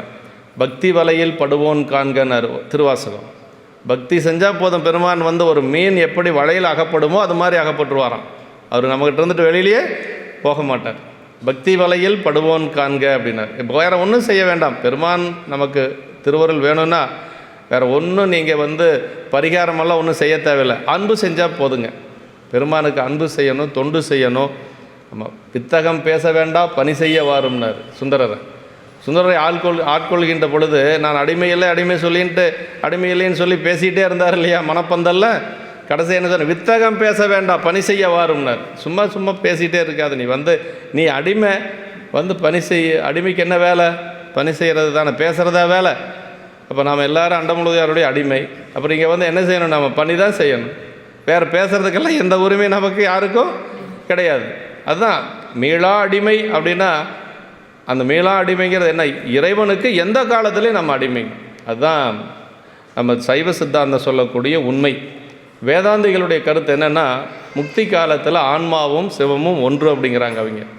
அதான் தத்துவமசி அப்படின்னு என்னென்னா, தானே அதுவாக மாறுதல். ஆன்மா வந்து ஒரு கட்டத்தில் சிவமாக மாறிடுது அப்படின்னு சொல்லி அவங்க சொல்கிறாங்க. நம்ம என்ன சொல்கிறோன்னா, சிவமாம் தன்மை அடையுது ஆன்மா, ஆனால் அங்கேயும் கூட நம்ம அடிமை தான் அப்படிங்கிறது தான் நமக்கு சித்தாந்தம் சொல்லக்கூடிய உண்மை. ஆமாம், அங்கேயும் நமக்கு அடிமை தான். அவன் தான் எஜமானன், நம்ம அடிமை. அந்த உணர்வோடு தான் நம்ம இருக்கணும். தன்னை யாருக்கும் அறிவறியான் அப்படின்னார். ஆமாம், அப்பர் சுவாமிகள் வந்து பொன்னெடுங்குன்றம் ஒன்றுண்டு கண்டீர் என்று சொல்லி கைலாயத்தை சொல்கிறார். பொன்னெடும் குன்றம் ஒன்று உண்டு கண்டீர் என்று சொல்லி அப்பர் சுவாமிகள் சொல்கிறார்.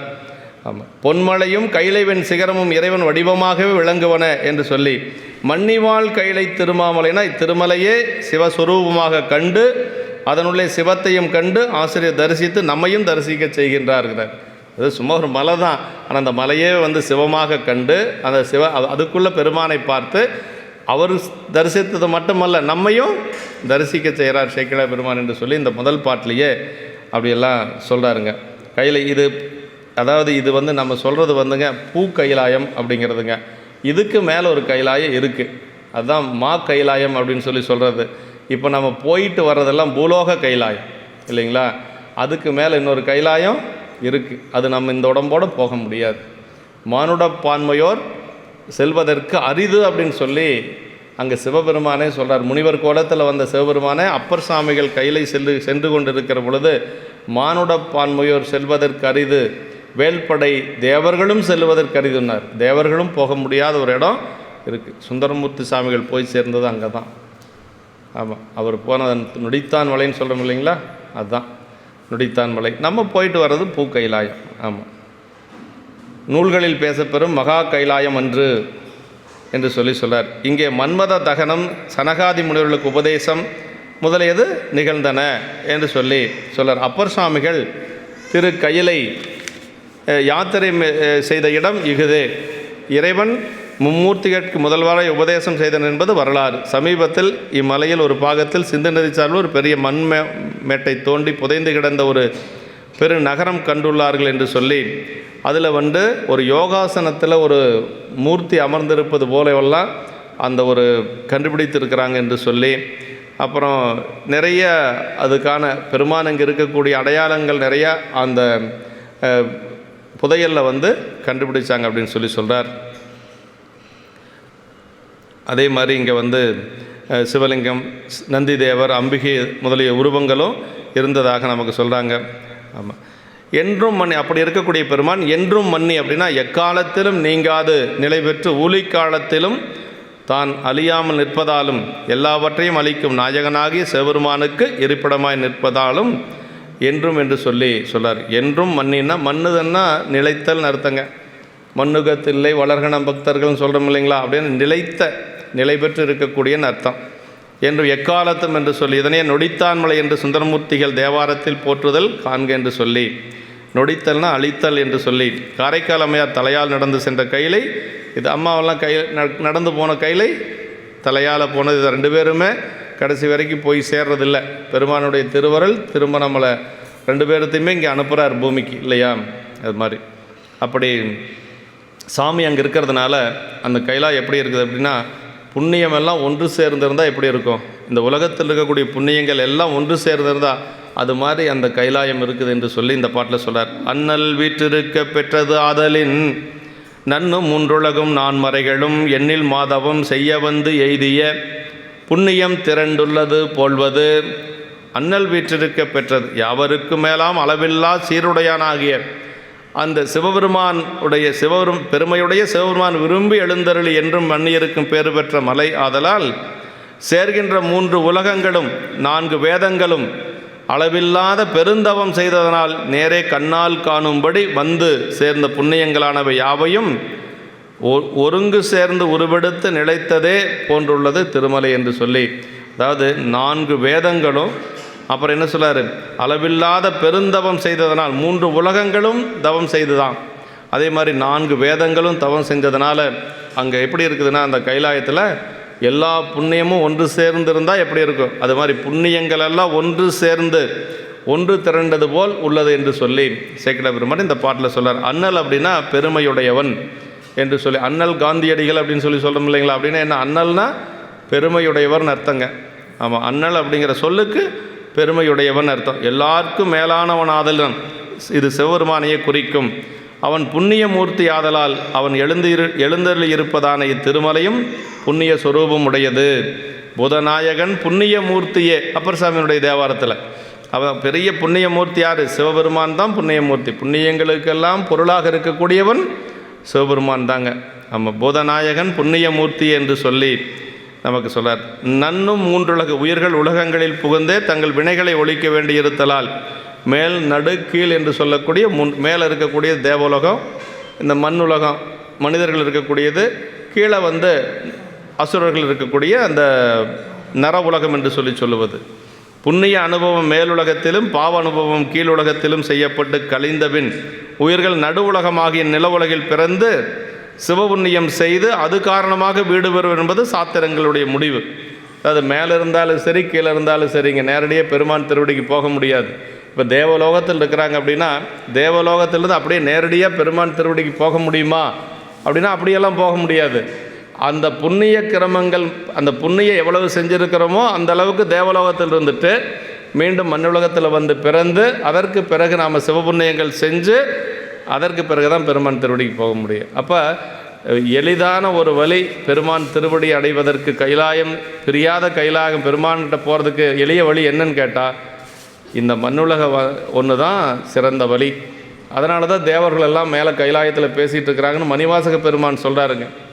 பூமியில் போய் பிறவாமையால் நாள் நாம் போக்குகின்றோம், அவமே இந்த பூமி சிவனைய கொள்கின்றவார் என்று நோக்கி திருவாசகத்தில் திருப்பள்ளி எழுச்சியில் வருது இல்லைங்களா. அப்போ அவங்கெல்லாம் என்ன பேசிக்கிறாங்களாம், வாதவருடிகள் சொல்கிறார், பூமியில் போய் பிறக்காமல் நாம் இப்படி நாளை போக்கிட்டு இருக்கிறோமே அப்படின்னா பூமியில் போய் பிறந்தால் தான் சிவபூஜை பண்ண முடியும், சிவபூஜை பண்ணினா தான் பெருமான் திருவடி அடைய முடியுங்கிறதெல்லாம் அவங்க தெரிஞ்சு வச்சுருக்கிறாங்க. அவங்க என்ன சொல்கிறாங்க, நாம் இப்படி எல்லாம் செய்யாமல் இப்படி நாளை போக்கிட்டு இருக்கிறோமே. நீங்கள் ஒரு கோயில் எடுத்துட்டிங்கன்னா இது திருமால் வழிபாடு செஞ்சது, திருமால் வழிபாடு செஞ்சது, அதே மாதிரி இந்திரன் நம்ம பிரம்மா வழிபாடு செஞ்சது, 2 பக்கம் பிரம்மன் வழிபாடு செஞ்சுருக்கிறான், கொடுமுடியிலே வழிபாடு செஞ்சுருக்கிறான், பவானிலே வழிபாடு செஞ்சுருக்கிறான். ஆமாம், அந்த இந்த பூமி அளந்தான் பொய்யா மறையானும் பூமி அளந்தானும் போற்ற மண்ணின்னு வருது இல்லைங்களா நனா தேவாரத்தில். அந்த பொய்யா மறையான் அப்படிங்கிறது யாருன்னா பிரம்மன், பூமி அளந்தான் அப்படிங்கிறது திருமால். 2 பேரும் வழிபாடு செஞ்சுருக்கிறாங்க பவானியில் கணா பெருமானை. அப்போ அவங்கெல்லாம் ஏன் அங்கே வழிபாடு செய்கிறதுக்கு ஒன்றும் வழி இல்லாதனால இங்கே வந்து வழிபாடு செய்கிறாங்க. முருகப்பெருமான் வழிபாடு செய்திருக்கிறார் நம்முடைய திருமுருகன் பூண்டியில். உமையம்மை வழிபாடு செஞ்சுருக்கிறாங்க. இங்கே அபிஷேகபுரம்னு ஒன்று இருக்குதுங்க செங்கப்பள்ளிக்கு பக்கத்தால். அந்த ஊரில் வந்து உமையம்மை வழிபாடு செய்ததாக சொல்கிறாங்க. உமையம்மை வழிபாடு செய்து காஞ்சிபுரத்தில் இல்லையா. ஆனால் இங்கே அபிஷேகபுரம்னு சொல்லி ஒரு ஊர் இருக்குது. உமையம்மை வந்து பெருமானை அபிஷேகம் செய்த ஊர் அப்படின்னு சொல்லி அது தலபுராணத்தில் சொல்கிறாங்க. ஆனால் நமக்கு புராண சான்றுகள் இல்லை, ஆனாலும் கூட சொல்கிறாங்க. கணபதி வழிபாடு செய்தது செங்காட்டங்குடி, திருச்செங்காட்டங்குடி. அது கணபதி அதுக்கு பேரே கணபதீச்சரம் இல்லைங்களா. இப்படியெல்லாம் தேவர்கள் வந்து இங்கே ஏன் வழிபாடு செஞ்சாங்கன்னா அப்போ அங்கே இல்லைன்னு அர்த்தம். இது மாதிரியெல்லாம் அங்கே வழிபாடு செய்வதற்கான கோயில்கள் அங்கே இல்லை. அதனால் யார் புண்ணியம் செஞ்சவங்கன்னா இந்த மண்ணுலகத்தில் யார் பிறந்திருக்காங்களோ அவங்க தான் புண்ணியம் செஞ்சுருக்கிறாங்க. இந்த மண்ணுலகத்தில் பிறந்தால் மட்டும்தான் பெருமானுடைய திருவடியை வணங்குவதற்கு பூசை செய்வதற்கு நமக்கு ஒரு வாய்ப்பு. இங்கே தான் மலர் இருக்கிறது, நீர் இருக்கிறது, நல்ல காவிரி ஓடிட்டுருக்குது, மலர் கிடைக்குது. பெருமானுடைய திருவடியை வணங்குறதுக்கு ஒரு வாய்ப்பு இந்த மண்ணுலகத்தில் இருக்குது. அதனால் வந்து இந்த உலகம்தான் நடு உலகத்தின் பயன் சிவபுண்ணியம் ஆயிற்று. அந்த சிவபுண்ணியங்களின் பயனாய் திருமலை நின்றது. வேதங்களெல்லாம் வந்து வழிபாடு செய்திருக்குது. திருமறைக்காடு நீங்கள் அப்படியே சொன்னீங்க இல்லையா, திருமறைக்காடு ஏன் அந்த கதவும் சாத்தப்பட்டது அப்படின்னா வேதங்கள் வழிபாடு செய்தது. வேதங்கள் ஒரு காலத்தில் வந்து வழிபாடு செஞ்சுட்டு அந்த கதவை அடைச்சிட்டு போயிடுச்சு. அந்த வேதங்கள் அடைச்ச கதவை திறக்கிற அளவுக்கு வலிமையானவர்கள் அது வரைக்கும் யாருமே இல்லையா. பல்லாயிரக்கணக்கான ஆண்டுகள், எத்தனை ஆண்டுகள் சாத்தப்பட்டதுன்னு யாருக்கும் தெரியாது.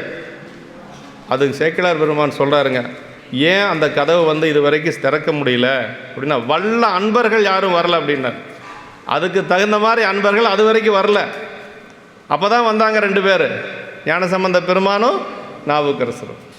அப்போ தாங்க அது வரைக்கும் வந்துங்க. அதுக்கு தகுந்த வேதங்கள் அந்த கதவை சாத்தின கதவை திறக்கிறதுனா வேதங்களுக்கு இணையான 2 பேர் வரணும் இல்லையா, யாராவது வரணும் இல்லையா. அப்போ வந்தவங்க தான் ஞானசம்பந்த பெருமானும் நாவுக்கரசரும். கேட்குறாரு ஞானசம்பந்த பெருமான் கேட்குறாரு, ஏன் அந்த வழியாக போய் சாமி கும்பிட்றாங்க, அபிமுக திருவாயில் வழியாக தானே பெருமானை சென்று வழிபாடு செய்யணும், ராஜகோபுரத்து வழியாக சென்று தானே வழிபாடு செய்யணும், ஏன் பின்வழியாக வந்து வழிபாடு செய்கிறான்னு கேட்குற பொழுது தான் எல்லோரும் சொல்கிறாங்க, வேதங்கள் வழிபாடு செய்து சாத்தப்பட்ட அந்த நடை இன்றளவும் திறக்க முடியல அப்படின்னு சொல்லுகின்ற பொழுது தான் அப்பர் சாமி பக்கத்தால் இருக்கிறாரு. அவர் சொல்கிறார், அப்பரே கதவம் திறக்க பாடுமின் அப்படின்னாருங்க. அப்போ தான் அப்பர் சாமி வந்து அந்த பதிகம் முழுக்க பாருங்கள், அருமையாக இருக்கு. ஓங்காரத்துலேயே வரும், நெடிலேயே வரும். சாமி தூரமாக இருக்கிறாராம், சாமியினுடைய காதில் வந்து விழணுமா. பண்ணின் நேர்மொழி ஆளுமை பங்கரோ, மண்ணினால் வளம் செய்மறை காடரோ, கண்ணினால் உமை காண கதவினை திண்ணமாக திறந்தல் செய்மினோ. அதே மாதிரி பதிகம் முழுக்க வரும், ஓங்காரத்திலே வரும். அப்படின்னா சாமியினுடைய காதில் வந்து விழணுமா. அப்புறம் அவர் பாடினார், 10 பாட்டு பாடி கடைசி கதவு திறக்கலை. 11ஆவது பாட்டில் இரக்கம் ஒன்றில்லீர் எம்பிரானீர். சாமி கொஞ்சம் கூட உங்களுக்கு இரக்கமே இல்லையா. அவரும் பாட சொன்னார், நானும் பாடிட்டேன், 10 பாட்டு பாடிட்டேன் அப்படின்னு சொல்லி அந்த 11ஆவது பாட்டு திருக்கடைக்கு பாடுற பொழுது தான் கதவம் வந்து அப்படி திறக்குது. வேதவனத்தின் மெய்ப்பொருளின் அருளால் வணங்கும் மணிக்கதவம் காதல் அன்பர் முன்பு திருக்காப்பு நீங்க கலைமொழிக்கு நாதர் ஞான முனிவருடன் தொழுது வீழ்ந்தார், ஓத ஒளியின் மிக்கு எழுந்தது உம்பரார்ப்பு மறையொழியும் அப்படின்னார். அன்னைக்கு சாத்திட்டு போன வேதங்கள் இந்த இப்போ கதவு திறந்ததுனால மீண்டும் வேதங்களெல்லாம் முழங்குச்சான். அடியார் பெருமக்களெல்லாம் அரகர அரகர அரகரன்னு சொல்லி எல்லாம் ஒரே அப்படி ஒரு ஆனந்தத்தில் திளைச்சாங்களாம்.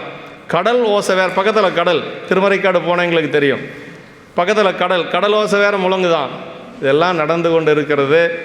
அதற்கு பிறகு கதவை சாத்துறதுக்கு சரி ஞானசம்பந்த பெருமானை நம்ம சொல்லலான்னு சொல்லி கதவம் சாற்றுவதற்கு பாடுவீர் என்று சொல்லி நம்முடைய நாவுக்கரசு பெருமான் சொல்கிறார். ஞானசம்பந்த பெருமான் பார்த்தாரு, சதுராமரை என்று சொல்லி ஒரே ஒரு பாட்டு பாடினார், கதவு தப்புன்னு சாத்திருச்சு. அதில் ஒரு வருத்தம் என்னென்னா, அப்பர் சாமிகளுக்கு 10 பாட்டு பாடி கடைசியாக 11ஆவது பாட்டில் நம்ம வந்து நைந்து போய் இப்படியெல்லாம் கேட்டுத்தானே அந்த கதவு திறந்தது. அவர் என்ன நினைக்கிறாருன்னா, இவரே பாடியிருந்தால் ஒரே பாட்டில் கதவு திறந்துருக்குமோ, நம்ம தப்பு பண்ணிட்டோமாட்டிருக்கு. அவர் நம்மளை பாட சொன்னார், இருந்தாலும் கூட இல்லை நீங்களே பாடுங்கன்னு நம்ம சொல்லியிருக்கணும் அப்படின்னு சொல்லி நினைக்கிறாரு. ஆனால் சிவகவுனியை அதுக்கு ஒரு அருமையான ஒரு வியாக்கியானம் எழுதுகிறார். அதுக்கு தான் சிவகவுனிய உரையை படிக்கணுங்கிறது. நீண்ட நாள் பூட்டி இருக்கக்கூடிய கதவை திறக்கிறதுக்கு கொஞ்சம் காலதாமதமாகும். திறந்த கதவை சாத்துறது சீக்கிரமாக சாத்திடலாம் இல்லைங்களா? அதுதான் காரணம். அது மட்டுமல்ல, நாவுக்கரசு பெருமானுடைய 10 பாட்டையும் கேட்கணும் அப்படிங்கிறது சாமியினுடைய விருப்பம். அந்த தமிழை கேட்கணும். அதை கலைமொழிக்கு நாதருங்கிறார். அங்கே இந்த தமிழ் என்னவாமா கலைமொழிங்கிறாரு. கலைமொழிக்கு நாதர் அப்படின்னாரு. அதை கேட்குற வரைக்கும் சாமி கொஞ்சம் பொறுமையாக இருந்துட்டு கடைசியாக இவர் சாமி மறந்துட்டார், திறக்கிறதுக்கு மறந்துட்டார். சாமி தன்னை மறந்து கேட்டுட்ருக்கிறார். ஒரு பதிகம் அப்பர் சாமி காஞ்சிபுரத்தில் 10 பாட்டில் முடிக்கணும் இல்லையா, இல்லைன்னா 11, இல்லைன்னா கூட 12, 20 பாட்டு பாடுவார். தன்னை மறந்து அவரும் பாடிட்டே இருக்கார். சாமியும் காஞ்சிபுரத்தில் ஒரு பதிகம் 20 பாட்டு பதிகம் இருக்குது. ஆமாம், அப்படி தேவாரத்தை ரொம்ப ரசித்து கேட்பார் பெருமான். அவர் விரும்பி கேட்குறதே நமக்கும் அன்பின் பெருகிய சிறப்பின் அர்ச்சனை பாட்டேயாகும் அப்படின்னாரு. ஞானசம்பந்த பெருமானுடைய ஒரே பாட்டில் கதவை சாத்திருச்சு அப்படின்னா அதான் அவர் சொல்லார். திறந்த கதவை சாத்துறது ரொம்ப சீக்கிரமாக சாத்திடலாம், அதெல்லாம் ஒன்றும். அதே மாதிரி ஒரு தாளிட்ட ஒரு கதவை திறக்கிறதுனா அதே சாவினால் தான் திறக்க முடியும் இல்லைங்களா? அது தாளிட்டது வேதம், இப்போ திறக்கிறது திருமுறை. அப்போ வேதத்துக்கு திருமுறைக்கு கொஞ்சம் கூட வித்தியாசம் இல்லை, ரெண்டும் ஒன்றே தான் அப்படிங்கிறது அங்கே நிரூபித்து காட்டுறாங்க. ஒரு சாவின்னா அந்த சாவியை போட்டால் தானே திறக்கும். அது எப்படி திறந்தது அப்படின்னா வேதங்களுக்கு இணையானது திருமுறை, மேலானதுன்னு நம்ம சொல்ல வேண்டாம், வேதத்துக்கு இணையானது திருமுறை அப்படிங்கிறது அங்கே நிரூபித்து காட்டுறாங்க. இதெல்லாம் அப்புறம்தான் அப்பர் சாமிகள் அவர் சொல்கிற ரொம்ப பயந்துட்டார். அவர் பேழ்கணித்து அப்படிம்பார் சேக்கிழவர். ரொம்ப பயந்து போய் நம்முடைய ஞானசம்பந்தப்பட்ட சொல்லாமையே கிளம்பிடுறார். அவர் பாட்டு கிடுகிடுன்னு போயிடுறார். படுக்கிற மாதிரி படுத்துட்டு எல்லாரும் பார்க்காத மாதிரி எந்திரிச்சு போயிடுறாரு. அப்படியே போயிட்டு அப்புறம் கேட்பார், எங்கே அப்பர் எங்கேன்னு சொல்லி கேட்குற பொழுது தான் அவர் போயிட்டாருன்னு சொல்கிறாங்க. திருவாய்மூர் போவாங்க. திருவாய்மூர் அப்பர் சாமி போய் நிற்கிறாரு. அவருக்கு காட்சி கிடைக்கல, அங்கே காட்சி கிடைக்கல. அதற்கு பிறகு ஞானசம்பந்த பெருமான் போய் அந்த ஆடல் காட்சி அங்கே காட்டுறார். கூத்த பெருமானுடைய காட்சி அங்கே கிடைக்கிது திருவாய்மூரில். இதெல்லாம் அந்த சரீரத்தில் வரக்கூடியது. இது அப்படின்னா வேதங்கள் கூட பெருமானை வழிபாடு செய்திருக்குது அப்படிங்கிறது தான். வேதங்கள் கூட எங்கே வழிபாடு செய்திருக்குது? இந்த மண்ணுலகத்தில். அதுதான் ரொம்ப முக்கியங்க. அப்போ இந்த மண்ணுலகம்தான் புண்ணியம் செஞ்சது. வேதங்கள் எங்கே வேணாலும் அதை எல்லா பக்கமும் வழிபாடு செய்யலாம் இல்லையா? ஆனால் அந்த மண்ணுலகத்தில் வழிபாடு செய்துனா அந்த ஒரு வாய்ப்பு சாமி நமக்கு கொடுத்துருக்கிறார். இந்த மானுட பிறவி தாமும் வகுத்தது மானவா காயம் ஆனிடத்து 5 ஆடும் அரண்மனைக்காக வென்றோனார் சிவஞான சித்தியார். இந்த மனித பிறப்பு எதுக்கு சாமி நமக்கு கொடுத்துருக்கிறாருன்னா சாப்பிட்றதுக்கு, தூங்கிறதுக்கு, சுகமாக இருக்கிறதுக்கு மட்டுமல்ல, அவனுக்கு தொண்டு செய்கிறதுக்கு அப்படிங்கிறது தான் நம்ம புரிஞ்சுக்கணும். மானுட பிறவி தாமும் வகுத்தது மனம் வாக்கு காயம் ஆனிடத்து 5 ஆடும் அரண்மனைக்கு அப்படின்னு சொல்லி சிவஞான சித்தியார் சொல்லுதுங்க. ஆமாம், வாய்த்தது நந்தமக்கு ஈதோர் பிறவி மதித்திடும்னு அப்பர் சாமி சொல்கிறார். இந்த பிறப்பு நமக்கு மீண்டும் கிடைக்கவா போகுது?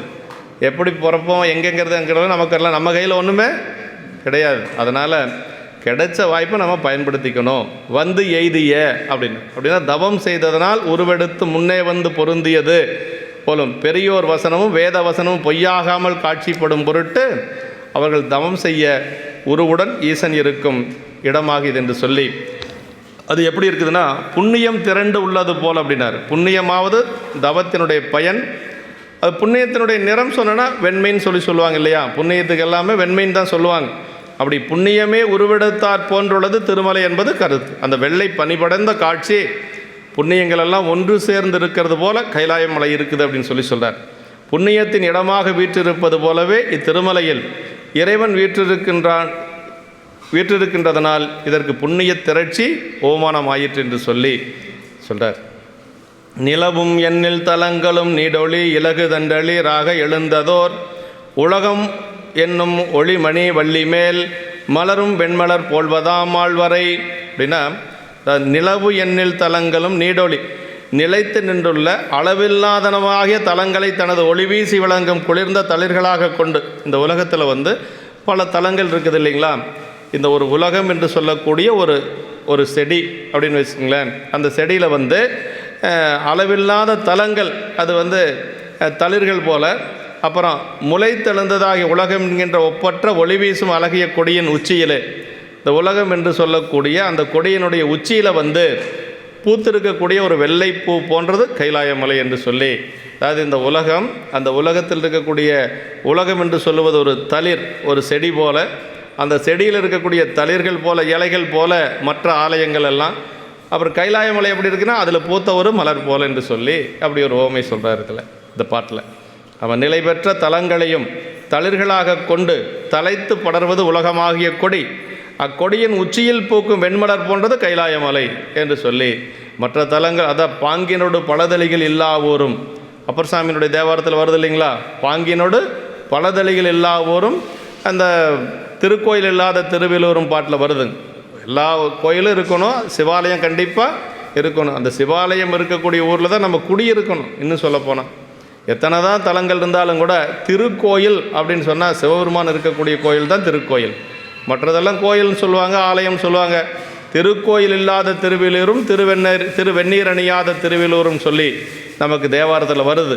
இப்படி கொடிப்பூவாகிய ஒரு வெண்பூவை அடைய விரும்பியவன் அதனை பூக்கின்ற கொடியை சார்ந்து அதை தலைத்து படரச் செய்து காத்து அதன்பின் முடிவில் எவ்வாறு பூவை பெறுவானோ அதுபோல உயிர்கள் தாம் சேர வேண்டிய இடமாகிய திரு கைலை அடைய வேண்டினால் ஞாலத்தை நயந்து அதில் தலங்களில் படர்ந்து தரிசித்து முடிவில் திருமலை அடையலாம் என்பது கருத்து. எடுத்தோடனே நான் சைவத்துக்கு வந்தவுடன் நான் கைலாயத்துக்கு போயிட்டு வந்துட்டேன் அப்படின்னு சொல்லிட்டு நிற்கக்கூடாது. இங்கே பணி செஞ்சு இங்கே இருக்கக்கூடிய தலங்களை எல்லாம் முதல்ல வழிபாடு செய்து கொண்டு அதற்கு பிறகு தான் அங்கே போகணும். ஆமாம், அதுதான் ரொம்ப சிறப்பு. நான் ஒரு சிலர் ஒன்றும் இல்லை, எங்களோட யாத்திரை வந்ததில் நிறைய பேர் சைவத்திலேயே இல்லைங்க, கைலாய யாத்திரை வராங்க. நாங்கள் இப்போ சென்னையிலேருந்து வந்தாங்க, நாங்கள் 11 பேர் அடியார்கள். நம்ம ஜெயராம் ஐயா நாங்கள்லாம் தான் ஒன்றா போனோம், திருவாரூர் ஜெயராம் ஐயா நாங்கள்லாம் தான் ஒன்றா போனது. நாங்கள் 11 பேர் அடியார்கள். எங்களுக்கு முதல்ல ரூம் கொடுத்துருவாங்க. நீங்கள் எந்த ரூம் எடுத்துக்கிறீங்களோ எடுத்துங்க அப்படின்னு சொல்லி ஏஜென்ட் கொடுத்துருவாங்க. மற்றவங்கெல்லாம் ஒரு டூர் வர மாதிரி வராங்க. நீங்கள்லாம் இங்கேருந்து போயிட்டு மீண்டும் இதே மாதிரி சைவத்தில் இருப்பீங்களான்னா, இல்லைங்க இங்கேருந்து போனோன்னா நாங்கள்லாம் எங்கள் வேலையை ஆரம்பிச்சுக்குவோங்க.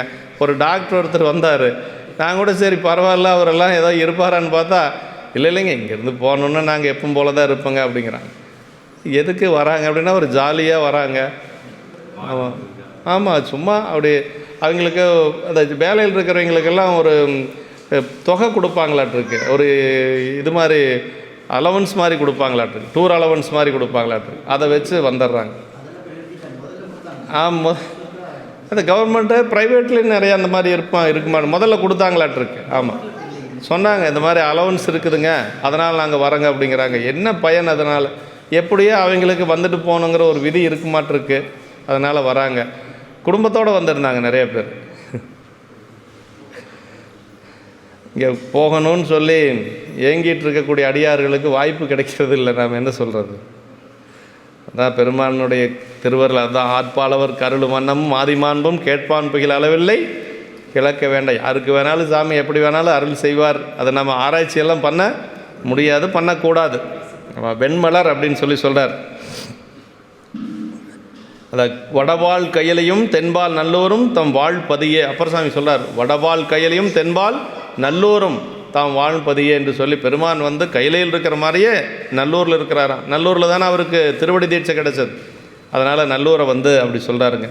புவனியில் போய் பிறவாமையில் நாள் நாம் போக்குகின்றோம், அவமே இந்த பூமி சிவனைய கொள்கின்றவாறு என்று சொல்லி திருவாசகம்.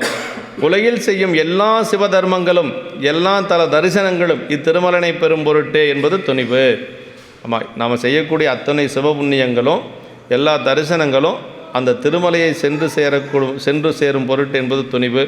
அப்பர் சாமிகள் பல தலங்களையும் தரிசித்து படர்ந்து முடிவிலே திரு கைலை யாத்திரை செய்து வழிகாட்டியதும் இக்கருத்து பற்றியது. கடைசியாக தானே கைலாயம் போகிறார்.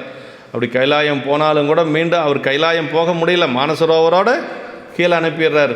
ஏன் கீழே அனுப்புனார் அப்படிங்கிறதுக்கு சேக்கிழார் பெருமான் அங்கேயே அதுக்கான காரணத்தையும் சொல்கிறாருங்க. இவர் கைலாயம் போய் பெருமானோட போயிருந்தால் அங்கேயே சாமியோட ஐக்கியமாயிருப்பார், மீண்டும் இங்கே கீழே வர முடியாது. ஆனால் ஏன் கீழே வந்தார் அப்படின்னா, மண்ணு தீந்தமிழ் புவியின் மேல் பின்னையும் வலுத்த அப்படின்னாருங்க. அன்னத்தன்மையர் கையிலேயே அணைவதற்கு அருளார். யார் அன்னத்தன்மையார்? நம்முடைய நாவுக்கரசு பெருமான் கையிலே அணைவதற்கு அருளார். என்ன காரணம் அப்படின்னா, மண்ணு தீந்தமிழ் புவியின் மேல் பின்னையும் வழுத்தனர். நிறைய தமிழ் பாட்டு இன்னும் நிறைய கொடுக்கணுமா அவர் யார்? அப்பர் சாமிகள். அந்த தமிழ் பாடலெல்லாம் நிறைய, அதற்கு பிறகு நிறைய பதிகம் பாடுறார். அந்த பதிகமெல்லாம் நமக்கு கிடைக்கணுங்கிறதுக்காக இறைவன் வந்து அங்கே அருள் செய்யலை அவருக்கு. அதுதான் காரணம். மேன்மை நான்மறை நாதமும் மிஞ்சையர் காண வேணையின் நோசையும் காரதிர் தான மாக்கள் முழக்கமும் தாவில் சீர் வான தொந்துவி யாப்பும் மருங்கலாம். அங்கே எப்படி இருக்குது அப்படிங்கிறது சொல்கிறார். அப்படி இருக்கக்கூடிய கைலாய மலையில் பெருமான் இருக்கிறாரு. புண்ணியங்கள் எல்லாம் திரண்டிருப்பது போல் அங்கே இருக்கிறது. 4 வேதங்கள் அங்கு வழிபாடு செய்து கொண்டு இருக்கிறது.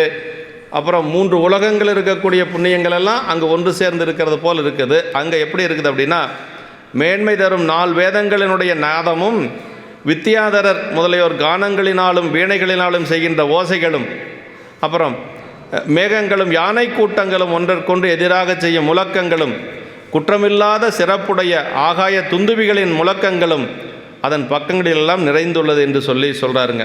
அதாவது அந்த திருக்கைலாய மலையில் எல்லாரும் பெருமானை வந்து வழிபாடு செய்வாங்க இல்லைங்களா? அப்படி வழிபாடு செய்கிறதுனால அந்த சத்தங்கள், ஒன்று பொருளுடைய சத்தம், இன்னொன்று ஓசை என்று சொல்லக்கூடிய பொருள் இல்லாத சத்தம் 2 இருக்குது. அதாவது இந்த நாதம் வேதம் பயிலும் ஓசைகளை குறித்தது என்று சொல்கிறாருங்க. வேத வசனங்களால் எழும் நாதத்தை குறிக்கும் வேதங்கள் அங்கு முழங்கி கொண்டிருந்தது. அது நம்முடைய சுந்தரர் மேலே போக போக பாடிட்டு போகிறார் பார்த்தீங்களா? அறவொழி ஆகமங்கள், அறிவாரறி தோத்திரங்கள், விரவிய வேத ஒளி விண்ணலாம் வந்து எதிர்ந்திசைப்ப அப்படின்னார். அப்படி அவருக்கு வெள்ளை யானையில் போயிட்டுருக்கிற பொழுது ஆகமங்கள் எல்லாம், அந்த ஓசைகள் எல்லாம் கேட்கிறது, வேத ஒளிகள் எல்லாம் அப்படியே கேட்டுக்கொண்டு இருக்கிறது. அப்படி விண்ணெல்லாம் முழுக்க, விண் உலகம் முழுக்க அந்த ஓசைகள் நிகழ்ந்து கொண்டு இருந்தது என்று சொல்லி நமக்கு சுந்தரர் வந்து பிரமாணமாக அந்த தானனை முன்படைத்தான் பதிகத்தில் பாடியிருக்கிறார். சங்கபட கங்கருவி தாரை முதலான எங்கனும் இயற்றுபவர் இன்றியும் இயம்பும். அங்கே இருக்கக்கூடிய கருவிகள் எல்லாம் இசைக்கிறதுக்கு ஆள் தேவையில்லை. அந்த கருவிகள் தானே முழங்குமா. அதுக்கெல்லாம் ஆள் வேதங்கள், அதான் வேதங்கள் சொல்லுவதற்கு ஆள் தேவையில்லை. வேதங்களே தானே முழங்கி கொண்டிருக்கும். மங்கள முழக்கொழி மழித்த மருகெல்லாம் என்று சொல்லி நமக்கு சொல்லப்பட்டிருக்கிறது. நமக்கு திருவாசகத்திலோடு வருது இல்லைங்களா?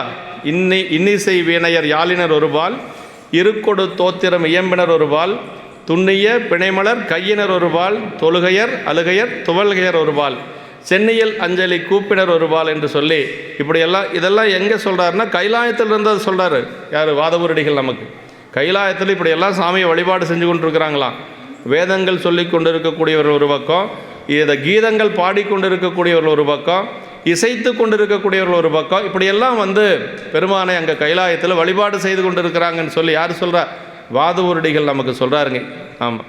அது மாதிரி விஞ்சையர் கானம் முதலிய பல வித்தைகளிலும் வல்ல தேவ கூட்டத்தார் என்று சொல்லி, அதை தேவர் கிண்ணறர் அப்படின்னு சொல்லுவாங்களா, அவங்கெல்லாம் கான வீணை, கானமும் பாடும்போது உடன் வாசிக்கும் வீணை ஓசையும், தானமாக்கள் யானைகள் மேகக்கர்ச்சனை உண்டாகும் போது யானைகள் எதிராக பிழரும் என்று சொல்லி, துந்துவினா 5 வகை தேவ வாத்தியங்கள். ஆமாம், 5 வகையான துந்துவிகள். இது கண்ணப்ப நாயனோட புராணத்தில் வருதுங்க. கைலாயத்தில் எப்படி இந்த 5 துந்துவிகள் ஓசை கேட்குமோ அதே மாதிரி காலத்தில் கேட்குமா. காலத்தில் எப்போ கேட்குன்னா பகல் 12 மணிக்கு தானே இசைக்குமா. நமக்கெல்லாம் கேட்காதுங்க. அதெல்லாம் புண்ணியம் செஞ்சுருந்தா தான் அந்த ஓசையில் நாம் கேட்க முடியும். கண்ணப்ப நாயனார் நாணன் கூட மேலே போயிட்டுருக்கிறார். அப்படி மேலே போன நேரம் பகல் 12 மணி. அந்த 12 மணிக்கு அந்த ஓசை கேட்குதுங்க. கடவுள் மால் வரையின் உச்சி அதிதரும் ஓசை 5 ஆர்களி முழக்கம் காட்டனர். கண்ணப்பநாயனர் பணத்தில் அதிதரும் ஓசை 5 ஆர்களி முழக்கம் காட்ட அந்த ஓசை கேட்குது. இவர் கேட்குறாரு, கண்ணப்பர் நாணன்கிட்ட கேட்குறாரு, இது என்கொல் ஓசை நானா அப்படின்னு சொல்லி கேட்குறாரு. நானா இது என்ன ஓசை அப்படின்னு சொல்லி கேட்குறாரு. அவனுக்கு சொல்ல தெரியல. தேவர்கள் எல்லாம் அங்கே வந்து வழிபாடு செய்கிறதுக்கு 12 மணிக்கு வருவாங்க அப்படிங்கிறதெல்லாம் அவனுக்கு எங்கே தெரியும் பாவம். அவன் ஏதோ மிருகத்தை அடித்து சாப்பிட்டுட்டு இருக்கக்கூடியவன். இதுக்கு முன்னாடி அப்பா கூட நாகன் கூட வந்துட்டு இருந்தவன் இப்போ கண்ணப்பர் கூட வந்திருக்கிறான், அவ்வளோதான். அப்படி அவன் கேட்ட உடனே அவர் கேட்குறாரு. அவன் என்ன சொல்கிறான்னா, இம்மலை பெருந்தேன் ஓசை அப்படின்னா அவனுக்கு தெரிஞ்ச மாதிரி அவன் சொல்கிறான். தேன் பூச்சி நிறையா இருக்குது இந்த மலையில், காலத்தி மலையில். அந்த தேன் பூச்சியினுடைய ஓசை தான் இப்படி எல்லாம் கேட்குது அப்படின்னு சொல்லி அவன் சொல்கிறான். ஆனால் அது தேன் பூச்சியினுடைய ஓசை கிடையாது. தேவர்கள் வழிபாடு செய்யக்கூடிய அந்த 5 துந்துவிகளுடைய ஓசை என்று சொல்லி சேக்குனிய உரையில் நமக்கு எழுதுகிறார். அப்போ கைலாயத்தில், அதை கைலை பாதி காலத்தி பாதின்னு சொல்லுவாங்க. கைலாயத்தில் என்ன சிறப்போ அதே காலத்திலே இருக்குது. காலத்திலே அந்த சிறப்பு அப்படியே இருக்குது. அங்கேயும் 12 மணிக்கு தேவர்கள் உச்சி காலத்தில் வழிபாடு செய்வாங்க. அதே மாதிரி காலத்திலையும் உச்சி காலத்தில் வழிபாடு செய்வாங்க. அது ஞானியர்கள் உணர்வாங்க, நம்மளால் உணர முடியாது. 12 மணிக்கு அந்த மலையில் உச்சியில் கண்டிப்பாக தேவர்கள் வந்து வழிபாடு செய்கிறாங்க. அதுதான் உண்மை. ஆமாம், ஏன்னா காலத்தில் இருந்தபடியே நம்முடைய அப்பர் சாமிகளுக்கு வந்து கைலை காட்சி கிடைக்குது. காலத்தியான் கைலாயத்து உச்சியுள்ளான் காலத்தியான் அவன் என் கண்ணுலானே அப்படின்னார் இல்லைங்களா? அப்போ கைலாயத்தில் இருந்து தான் அவர் காலத்தையே பார்க்கிறார். அதற்கு அவருடைய யாத்திரையே எப்படி ஆகுது அப்படின்னா, நம்முடைய அப்பர் சாமிகள் காலத்தி போகிற வரைக்கும் அவர் வந்து கைலாயம் போகலான்னு நினைக்கவே இல்லை. கைலாயம் போகணும்னு அவருக்கு தெரியாது. காலத்தி போகலான்னு தான் போகிறார். காலத்தி போனதுக்கு பிறகு தான் அவர் வந்து கைலாயம் போகிறவுடைய எண்ணமே அவருக்கு வருது. அதே மாதிரி கைலாயத்தில் இருந்தபடி, காலத்தில் இருந்தபடி தான் நம்முடைய ஞானசம்பந்த பெருமான் கைலாயத்தை பாடுறார். காலத்தில் இருந்தபடி தான் நம்முடைய சுந்தரமூர்த்தி சாமிகளும் கைலாயத்தை பாடுறார். ஆமாம், எல்லாத்துக்கும் அந்த காட்சி எங்கே கிடைச்சதுன்னா காலத்தில் தான் கிடைச்சது. அதுதான் ஒரு பெரிய சிறப்புங்க. 5 துந்துவிகளுடைய ஓசை கேட்குது. மறை நாதம் ஒளியும் காணம் வீணை ஓசையும் என்று சொல்கிறாருங்க. இதெல்லாம் அங்கே இருக்குது அப்படின்னு சொல்கிறார். பனு விசும்பில் அமரர் பணிந்து சோல் அணித கோடை அணிமுடி மாலையும் புனித கற்பக பொன்னரி மாலையும் முனிவர் அஞ்சலி மாலையும் உள்ள உன்னெலாம் அப்படின்னா குளிர்ந்த வான உலகத்தில் உள்ள தேவர்கள் வணங்கி சொல்கின்ற அநேகமாகிய கிரீட வரிசையும் தேவர்கள் எல்லாம் அங்கே வந்து பெருமான வழிபாடு செய்கிறாங்க. அப்போ வந்து அந்த கிரீடங்கள் அணிந்திருப்பாங்க தேவர்கள். அந்த கிரீடங்கள் எல்லாம் அப்படியே வரிசையாக வைக்கப்பட்டிருக்கிறது. பெருமான வழிபாடு செய்கின்ற பொழுது கிரீடத்தோடு போய் நிற்க முடியுமா? அங்கே எப்படி நிற்கணும்? கூனி குருவி நிற்கணும் இல்லையா? துண்டெல்லாம் தோலில் போட்டு போகக்கூடாது, இடுப்பில் கட்டிட்டு அப்படி போய் நிற்கணும். அது மாதிரி அந்த கிரீடத்தை எல்லாம் மேலேருந்து அவங்க போட்டு வந்திருக்கிறாங்களாம். ஆனால் அதை கழட்டி ஒரு இடத்துல வச்சு அந்த கிரீடங்கள் எல்லாம் அப்படி வரிசையாக இருக்குதான். இந்திரனுடைய கிரீடம், திருமாலுடைய கிரீடம், அப்புறம் பிரம்மனுடைய கிரீடம், எப்படி தேவனுடைய கிரீடங்கள் எல்லாம் அப்படி ஒரு வரிசையாக வைக்கப்பட்டிருக்கிறது கைலாயத்தில் அப்படின்னு சொல்லி அதையெல்லாம் ஒரு காட்சியாக சொல்கிறாருங்க. அதுவும் இன்னொரு இடத்துல அந்த கிரீடங்கள் எல்லாம் இவங்க அப்படி போட்டு வந்து வழிபாடு செய்வாங்களாம். அந்த கிரீடம் ஒன்றோட ஒன்று மோதுறதுனால அந்த கிரீடத்தில் இருக்கிற மணிகள் எல்லாம் கீழே கொட்டிருச்சான். அந்த மணிகள் எல்லாம் கொட்டப்பட்ட மணிகளை வந்து வாயு பகவான் வந்து அதையெல்லாம் ஒரு ஓரமாக, காற்று தானே, வாயுங்கிறது காற்று, அது ஓரமாக தள்ளிச்சான். வருண பகவான் அதை தெளித்து சுத்தம் பண்ணிச்சான். இது வாயு பகவானும் வருண பகவானும் செஞ்சது சரியில்லைன்னு சொல்லி அடியார் பெருமக்கள் என்ன செஞ்சாங்களாம், அதையெல்லாம் அப்புறப்படுத்தி மீண்டும் வந்து அடியார்கள் வந்து அந்த பனிநீர் தெளித்து அதை தூய்மைப்படுத்தினார்கள் அப்படின்னு சொல்லி நமக்கு இன்னொரு இடத்துல வருது. பெரிய புராணத்தில் தான் அது வருது. அப்போ அதெல்லாம் தேவர்கள் எல்லாம் அங்கே நிரம்ப இருக்கிறாங்க. அப்புறம் தூய கற்பக பூக்களால் கட்டப்பட்டு பொன்னிலைகள் கூடிய பூ மாலைகளும் முனிவர்கள் கும்பிட்டு நிற்கும் வரிசையும் முன்பக்கங்களில் நிறைந்துள்ளது. முனிவர்கள் எல்லாம் அப்படியே வரிசையாக நிற்கிறாங்களாம் பெருமான வழிபாடு செய்கிறதுக்கு. தேவர்கள் எல்லாம் ஒரு பக்கம் இருக்கிறாங்க. ஏன் தேவர்கள் ஒரு பக்கமாக ஒதுங்கி இருக்கிறாங்கன்னா, அவங்களுக்கு கால நேரம் உண்டுங்க. அதாவது ஒரு 10 மணினா 10 மணிக்கு தான் திருமால் வரணும், 11 மணினா 11 மணிக்கு தான் இந்திரன் வரணும், 12 மணினா 12 மணிக்கு தான் பிரம்மா வரணும். அந்த நேரம் தாட்டி போச்சுன்னா அவங்க வர முடியாது. மறுபடியும் அடுத்த ட்ரிப் அவங்களுக்கு வர்ற பொழுது தான் வந்து பெருமான வழிபாடு செய்யணும். அது வரைக்கும் அவங்க அங்கே காத்துட்ருக்கணும். இதெல்லாம் திரும்ப இப்போ இதில் இந்த பகுதியில் தான் வருதுங்க.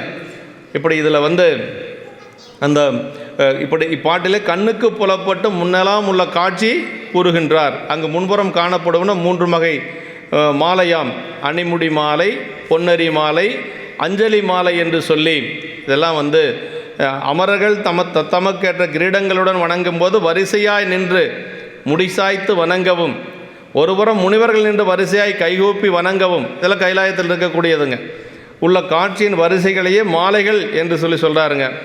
இப்போ இக்காலத்தில் ஆலய தரிசன விதி தவறி தாறுமாறாய் நின்று அபச்சாரமே செய்யும் மக்கள் இதை கூர்ந்து கவனிப்பார்களாக. இப்போ நம்ம பாட்டுக்கு வர்றோம் போகிறோம், இப்படியெல்லாம் வந்து வழிபாடு செய்யக்கூடாது. பெருமான வழிபாடு செய்யறதுனா பாருங்கள், கைலாயத்தில் தேவர்களே அப்படி நின்று வழிபாடு செய்திருக்கிறாங்க. அதனால் நம்மளும் அது மாதிரி ஒரு கட்டுப்பாடோடு தான் ஆலயத்துக்கு வந்து வழிபாடு செய்யணும்னு சிவகோணிய உரையில் எழுதியிருக்கிறார். ஆமாம். பனி விசும்பில் அமரர் அப்படின்னு சொல்லி அங்கே அவ்வாறு துன்பப்படுகின்ற காலத்தில் கைலைக்கு சென்று இறைவனிடம் முறையிட்டு தவங்கிடப்பதும் ஏனை காலத்தில் மறப்பதும். தேவர்கள் எல்லாம் அவங்களுக்கு ஒரு கஷ்டம் வந்தால் தான் பெருமான்கிட்ட வருவாங்க. அதாவது தேவர்கள் எப்பொழுதுமே பெருமானை வழிபாடு செய்யக்கூடியவங்க அல்ல. அவங்க எப்படின்னா, அசுரர்களால் ஏதாவது ஒரு துன்பம் வரணும், அப்படி துன்பம் வந்தால் ஒடியாருவாங்க. ஒடியாந்து பெருமான் திருவடியில் விழுந்து, சாமி எங்களை கொஞ்சம் காப்பாற்றுங்க, அப்படி தான் அவங்க வழிபாடு செய்கிறாங்க. ஆனால் நம்ம அடியார் மக்கள் அப்படி அல்ல. எப்பொழுதும் பெருமானை வழிபாடு செய்யக்கூடியவர்கள் அடியார்கள். அதனால தான் அடியார்கள் உயர்வு அப்படிங்கிறது காரணம். தேவர்கள் பதவி வேண்டி பெருமானை வழிபாடு செய்வாங்க. ஆமாம், அது இந்திரன் அப்படின்னா தேவர்களுக்கெல்லாம் நான் தலைவனாக இருக்கணும் அப்படின்னு சொல்லி ஒரு விண்ணப்பம். அதே மாதிரி திருமால் இந்த உலகத்தை நான் தான் காக்கணும், காத்தல் தொழில் எனக்கு தான் வேணும்னு சொல்லி. பிரம்மன் இந்த உலகத்தை படைக்கக்கூடிய தொழில் எனக்கு வேணும்னு சொல்லி. அடியார் பெருமக்களெல்லாம் அப்படி இல்லை. கூடும் அன்பினில் கும்பிடலை என்று வீடும் வேண்டா விரலின் விளங்கினார் அப்படின்னார். நல்ல அடியார்கள் வீடு பேரோட கேட்க மாட்டாங்களாம். பெருமானை கும்பிடுவது ஒன்று தான் நம்மளுடைய கடமை. அப்படி தான் அடியார் பெருமக்கள் இருப்பாங்க அப்படின்னு சொல்லி நமக்கு திருக்கூட்ட சிறப்பில் சேக்கிழ பெருமான் சொல்கிறாருங்க. ஆரம் கண்டிகை ஆடையும் கந்தையே பாரம் ஈசன் பணியலது ஒன்றினார் ஈர அன்பினர் யாதும் குறைவலர் வீரம் என்னால் விளம்பும் தகையதோன்னாரு. அதே அடுத்த பாட்டில் சொல்கிறார், கேடும் மாக்கமும் கெட்டதிருவினார் ஓடும் செம்பொன்னும் மொக்கவே நோக்குவார் கூடும் அன்பினில் கும்பிடலே அன்றி வீடும் வேண்டா விரலின் விளங்கினார் அப்படின்னார். அப்படி தான் அடியார்கள் இருப்பாங்களாம். கேடும் மாக்கமும் கெட்ட திருவினார்னு என்ன தெரியுங்களா? அதாவது பெரிய செல்வ நிலை வந்தாலும் சரி, அதே மாதிரி இல்லாத போனாலும் சரி, எப்பொழுதும் ஒன்று போலவே பெருமானை வழிபாடு செய்யக்கூடியவர்கள் நம்முடைய அடியார்களாம். அதை கேடும் ஆக்கமும் கெட்ட திருவினார். ஓடும் செம்பொன்னும் மொக்கவே நோக்குவார் அப்படின்னு சொல்லி சொன்னார். அடியார்களுக்கு எந்த ஒரு சூழல் வந்தாலும் பெருமானை வழிபாடு செய்கிறதுலேருந்து கொஞ்சம் கூட மாற மாட்டாங்க. அப்படி இருக்கக்கூடியவர்கள் தான் அடியார்கள் அப்படின்னு சொல்லி திருக்கூட்ட சிறப்பில் நமக்கு சொல்லப்பட்டிருக்கு. அதுக்கு உதாரணம் சொல்லணும்னா இளையான்குடி மாறநாயனாருங்க. நல்ல பெரிய கோடீஸ்வரனை மாதிரி பொழைச்சார். அப்போ அடியார்களுக்கு சோறு போட்டார். கடைசியாக சாப்பாட்டுக்கு இல்லாத நிலைமை, வீட்டில் ஒன்றும் இல்லை, அப்போவும் அந்த பணியை விடாது செஞ்சார். அதான் சேக்கிழ பெருமாள் சொல்கிறார், செல்வம் மேவிய நாளில் இச்செயல் செய்வதென்றையும் அல்லல் நல்குறவான போதிலும் வள்ளல் என்று அறிவிக்கவே மெல்ல மறைந்து நாள்தோறும் வறுமை பதம் புக உன்னினார் தில்லை மன்னினார் அப்படின்னு சொல்லி சொல்லுவார். அதாவது எப்படி வசதியாக இருக்கிற பொழுது பணி செஞ்சாரோ அதே மாதிரி இல்லாத பொழுதும் பணி செய்தார் இளையான்குடி மாறநாயனார். அது எப்படி செய்தார் அப்படிங்கிறது சரீரத்தில் வருது. ரொம்ப அந்த சரிதை வர பொழுது நம்ம சிந்திக்கலாம். இப்போ நம்மளாம் எப்படின்னா செய்வோம், கொஞ்சம் சிரமம் வர பொழுது அப்போ செஞ்சங்க, இப்போ என்னால் முடியலைங்க, கொஞ்சம் பொறுத்துக்குங்க அப்படின்னு சொல்லுவோம். அந்த மாதிரி எல்லாம் அவங்க சொல்ல மாட்டாங்க. எப்படி இருந்தாலும் செய்வாங்க. செய்கிற தொண்டு மட்டும் அவங்களுக்கு முட்டுப்பட்டுச்சுன்னா இந்த உடம்போட அவங்க இருக்க மாட்டாங்க. ஆமாம், செய்கிற தொண்டு முட்டுப்பட்டாச்சுன்னா உயிரோடு அவங்க இருக்க மாட்டாங்க. அதுதான் நாயன்மார்களுக்கு நமக்கு இருக்கக்கூடிய வேறுபாடு. நம்மளால் அப்படி இருக்க முடியாது. நம்மளால் என்ன முடியுமோ அதை செஞ்சால் போதும். அதுக்காக நம்ம அவங்கள மாதிரி நம்ம இருக்க முடியாது, அப்படி இருக்கவும் வேண்டியதில்லைன்னு சொல்லக்கூடாது, இருக்க முடியாது. ஆமாம், அதை கேடும் ஆக்கமும் கெட்ட திருவினார் அப்படின்னு சொல்லி சொன்னார். நம்மளால் அப்படி இருக்க முடியாது. பெருமையால் தம்மை ஒப்பார் பேணலால் எம்மை பெற்றார் அப்படின்னா அவங்க தான், அவங்களுடைய பெருமைக்கு நிகர் அவங்க தான். வேறு யாரையும் நம்ம உதாரணமாக சொல்லக்கூடாது, நாயன்மார்களை ஒப்பிட்டு சொல்லக்கூடாது. நம்ம இப்படி தேவர்களெல்லாம் அங்கே இருக்கிறாங்க. அமரர் அப்படின்னா மரணம் இல்லாதவர்கள், மற்ற உயிர்களை நோக்க ஏகதேசத்தில் அதிக காலம் மரணம் இல்லாதவர்கள் என்று எக்காலத்தும் இரவாதவர்கள் என்பது அன்று. ஆமாம், அதாவது தேவர்களுக்கும் ஒரு காலம் உண்டுங்க. நம்ம ஒரு 100 வயசில் போகிறோன்னா அவங்க ஒரு யுகம் இருப்பாங்க. அதான் 100 கோடி பிரம்மர்கள் நொந்தினர் 6 கோடி நாராயணர் அங்கனே என்று சொல்லி நமக்கு அப்பர் சாமிகள் தேவாரம். அப்படின்னா பிரம்மாக்கள் ஒவ்வொரு யுகத்திலேயும் ஒவ்வொரு பிரம்மா வந்து கொண்டே இருப்பாங்க. ஆனால் ஈரில்லாதவன் ஈசன் ஒருவனே அப்படிங்கிறதான். பெருமானுக்கு மட்டும்தான் பிறப்பிறப்பு கிடையாது, மற்ற தேவர்களுக்கெல்லாம் அழிவு உண்டுங்க. தோற்றம் உண்டேல் மரணம் உண்டு இல்லையா? துயரம் மனை வாழ்க்கைன்னு சொல்கிறோம் இல்லையா? தேவர்கள் எல்லாரும் தோன்றியதற்கான ஒரு காலம் உண்டு. எப்படி தோன்றினார்கள் அப்படிங்கிறதுக்கு ஒரு வரலாறு உண்டு. ஆனால் இறைவன் மட்டும்தான் ஆதியும் அந்தமும் இல்லா அரும்பெரும் சோதி அப்படின்னு சொல்கிறது பெருமான் மட்டும்தான். அனித கோடினார் அப்படின்னா 30 கோடி தேவர்கள் அப்படின்னு சொல்கிறோம் இல்லைங்களா? அப்படி கோடிக்கணக்கான தேவர்கள் எல்லாம் அங்கே பெருமானை வழிபாடு செய்கின்றார்கள் என்று சொல்லி நால்வேறு இயற்கை 11 மூவரோடு என்று சொல்லி திருமுருகாற்றுப்படையில் தேவர்கள் 4 வகையினராய் 33 உட்பிரிவுகளை கொண்டவர்கள் என்று சொல்லி சொல்கிறாருங்க. இப்படியெல்லாம் வந்து கையிலையினுடைய முன்பக்கத்திலே வரிசையாக தேவர்களும் முனிவர்களும் தொழுது நிற்பர் என்பது கருத்து. கற்பக மாலை அப்படிங்கிறது மேலே வந்து கற்பக மலர் இருக்கும், அதை மாலையாக கொண்டு வந்து பெருமானுக்கு சூற்றுவார்கள். அதை முன்பக்கத்தில் அலங்காரம் செய்ய தூக்கப்படுவனவும் இறைவன் திருவடிக்கு சூட்டுவதற்காக ஏந்தப்படுவனும் ஆம் தேவர்கள் அணிந்தனவும் என்று சொல்கிறாருங்க. தேனுரை கற்பக வாசமாலை தேவாசிரியன் என்று கூறுவதும் காண்க என்று சொல்லி சொல்கிறாருங்க. தேவாசிரியன் என்று சொல்லுவது திருவாரூர் இருக்கக்கூடிய தேவாசிரிய மண்டபம். அங்கேயும் வந்து கற்பக மாலையோட பெருமானையும் அவன் அடியார்களை வணங்குவதற்கு தேவர்கள் வந்து நின்றுட்டுருப்பாங்களாம். கற்பக மாலையோடு நின்றுருப்பாங்க அப்படின்னு சொல்கிறார். தேவர்கள் அங்கே காத்து கிடக்கிறதே தேவாசிரி மண்டபத்தில் அடியார்களை வழிபாடு செய்வதற்குத்தான் அங்கே வந்து காத்து கிடக்கிறாங்க அப்படின்னு சேக்கிழா பெருமான் சொல்கிறாருங்க. அண்டர்பிரான் தொண்டர்களல் அமரர் பணியும் அணியாரூர் அப்படின்னார். திருவாரூர் பெருமானை வழிபாடு செய்கிறதுக்கு வந்தாங்கன்னு சொல்லலை சேக்கிழா பெருமான். அங்கே இருக்கக்கூடிய அடியார்களை வழிபாடு செய்கிறதுக்கு தேவர்கள் அங்கே வந்தாங்களாம். ஆமாம், அண்டர்பிரான் தொண்டர் யார்? அடியார்கள். அண்டர்பிரான் தொண்டர் கடல், அமரர் யார்? தேவர்கள். அமரர் பணியும் அணியாரூர் அப்படின்னார்.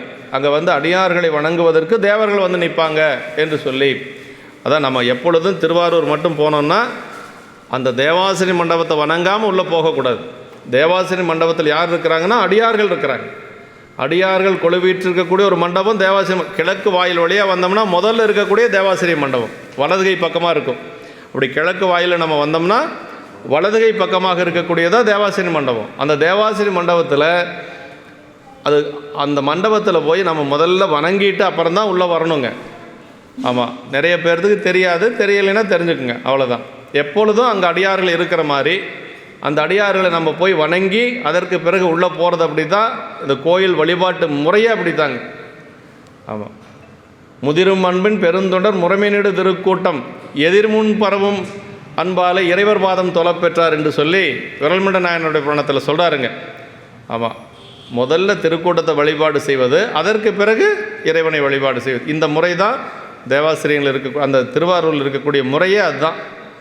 ஆமாம், இப்படி அந்த இன்னிசை வினையர் யாழினர் ஒருவாள், இருக்கொடு தோத்திரம் இயம்பினர் ஒருவாள், துண்ணிய பிணைமிடர் கையினர் ஒருவாள், துவல்கையர் அழுகையர் தொழுகையர் ஒருவாள் என்று சொல்லி நமக்கு இப்படியெல்லாம் அந்த கைலாயத்தில் வந்து முனிவர்கள் தேவர்கள் இப்படி தவமுடையவர்கள் எல்லோரும் அங்கே வந்து வழிபாடு செய்து கொண்டிருக்கிறார்கள் என்று சொல்கிறார். அடுத்த திருப்பாட்டில் நீடு தேவர் நிலைகளும் வேண்டிடின் நாடும் ஐம்பெரும் பூதமும் நாட்டுவ கோடி கோடி குறட்சிறு பூதங்கள் பாடியாடும் பறப்பது பாங்கெல்லாம்.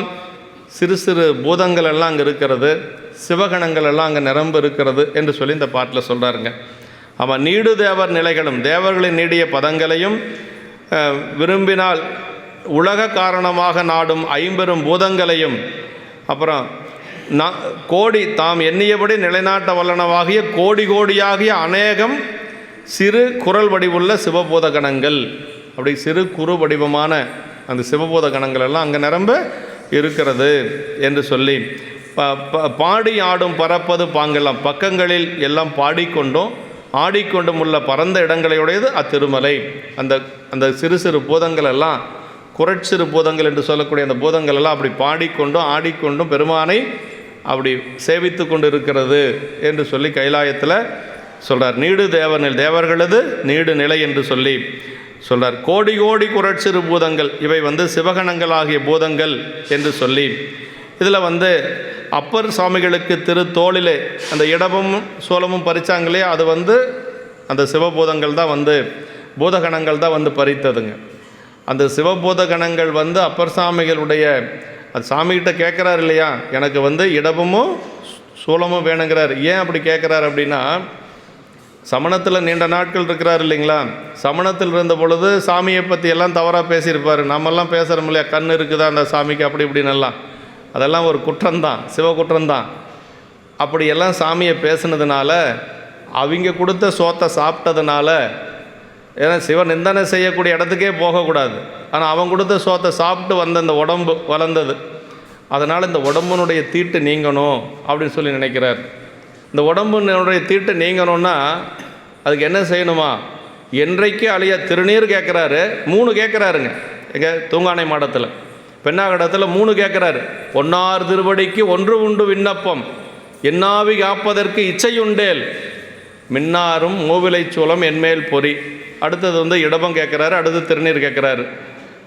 இதெல்லாம் பறிக்கிறது எதுக்கு அப்படின்னா அந்த ஒரு தொடக்கு நீங்கிறதுக்காக கேட்குறாருங்க. இந்த கேட்ட உடனேயே சாமி பூதங்களை அனுப்பி அதெல்லாம் பறிக்கிறாரு. அவர் பாட்டுக்கு வழிபாடு செஞ்சிட்ருக்கிறாரு. சிவபூதங்கள் பறிக்குது, யாருக்கும் தெரியாது, அப்பர் சாமிக்கே தெரியல.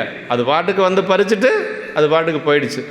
அப்படி பறித்தது அந்த சிவபூதகணங்கள். கைலாயத்திலிருந்து பெருமானால் அனுப்பப்பட்ட நமக்கெல்லாம் சிவபூதமே பறிக்குமா அப்படின்னு நாம் போய் அங்கே இருக்கிற ஒரு அடியார் பச்சை குத்துறாரு, ஏதாவது நம்மளும் அப்படி குத்திக்கிறது. ஏன்னா எதுக்காக அப்படின்னா திருநீர் எப்பொழுதும் அணிந்திருக்கணுங்க, சிவசின்னம் உத்ராட்சம் அணிந்திருக்கணும். சில நேரங்களில் திருநீரெல்லாம் அழிஞ்சு போயிடும் இல்லையா, இரவு நேரத்துலலாம் அழிஞ்சு போயிடும். எப்பொழுதும் நம்ம உடம்பில் ஒரு சிவசின்னம் இருக்கணும்.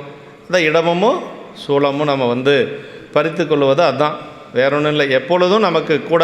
இன்னொன்று, கடைசியாக நம்ம இந்த உலகத்தை விட்டு செல்லுகின்ற பொழுது இந்த உடம்பு எப்படி போகும்? இந்த உடம்பில் வேறு என்ன நமக்கு திருநீர் பூசுகிறாங்கன்னு திருநீர் கடைசியாக அதனால் நம்மளுடைய சமயத்தில் அருமையான ஒரு கடைசியாக திருநீர் பூசித்தான் எல்லாமே பண்ணுறாங்க. இருந்தாலும் கூட இது 2 இருந்துன்னு வச்சுங்களேன், இந்த உடம்பு மண் அரிக்கிற வரைக்கும் இது இருக்கும். அதனால தான் நம்ம அந்த இடமும் சூலமும் பறித்து கொள்ளுவது அப்படிங்கிறது முடிஞ்சவங்க செஞ்சுக்கலாம், இல்லைன்னா பரவாயில்ல. ஆமாம், இப்படி சிவபெருமானுடைய பூதகணங்கள் அங்கே இருந்தது. ஐம்பூத சேர்க்கையாக இந்த உலகத்தையும் தேவர் நிலைகளாகிய அந்த தேவர் நிலைகளாகிய பிரம்ம உலகம், விஷ்ணு உலகம் முதலியவற்றையும் காட்டும் வலிமையுடைன சிவபூத கணங்கள் என்று சொல்கிறார். அதே மாதிரி நம்முடைய ஞானசம்பந்த பெருமானுக்கு 1000 பொற்காசுகள் அடங்கிய உளவாக்கிளி கொடுத்ததும் சிவபூத கணங்கள் தான். திருவாவடுதுறையில் கேட்குறாரு இல்லைங்களா, இடரினும் தளரினும் எனதொரு நோய் தொடரினும். அந்த பதிகத்தில் அந்த பதிகம் பாடி முடிச்சோன்னா 1000 பொற்காசுகள் இருக்கக்கூடிய ஒரு இது கிடைக்கிது அவருக்கு. ஒரு பெரிய முடிச்சு ஒன்று கிடைக்கிது.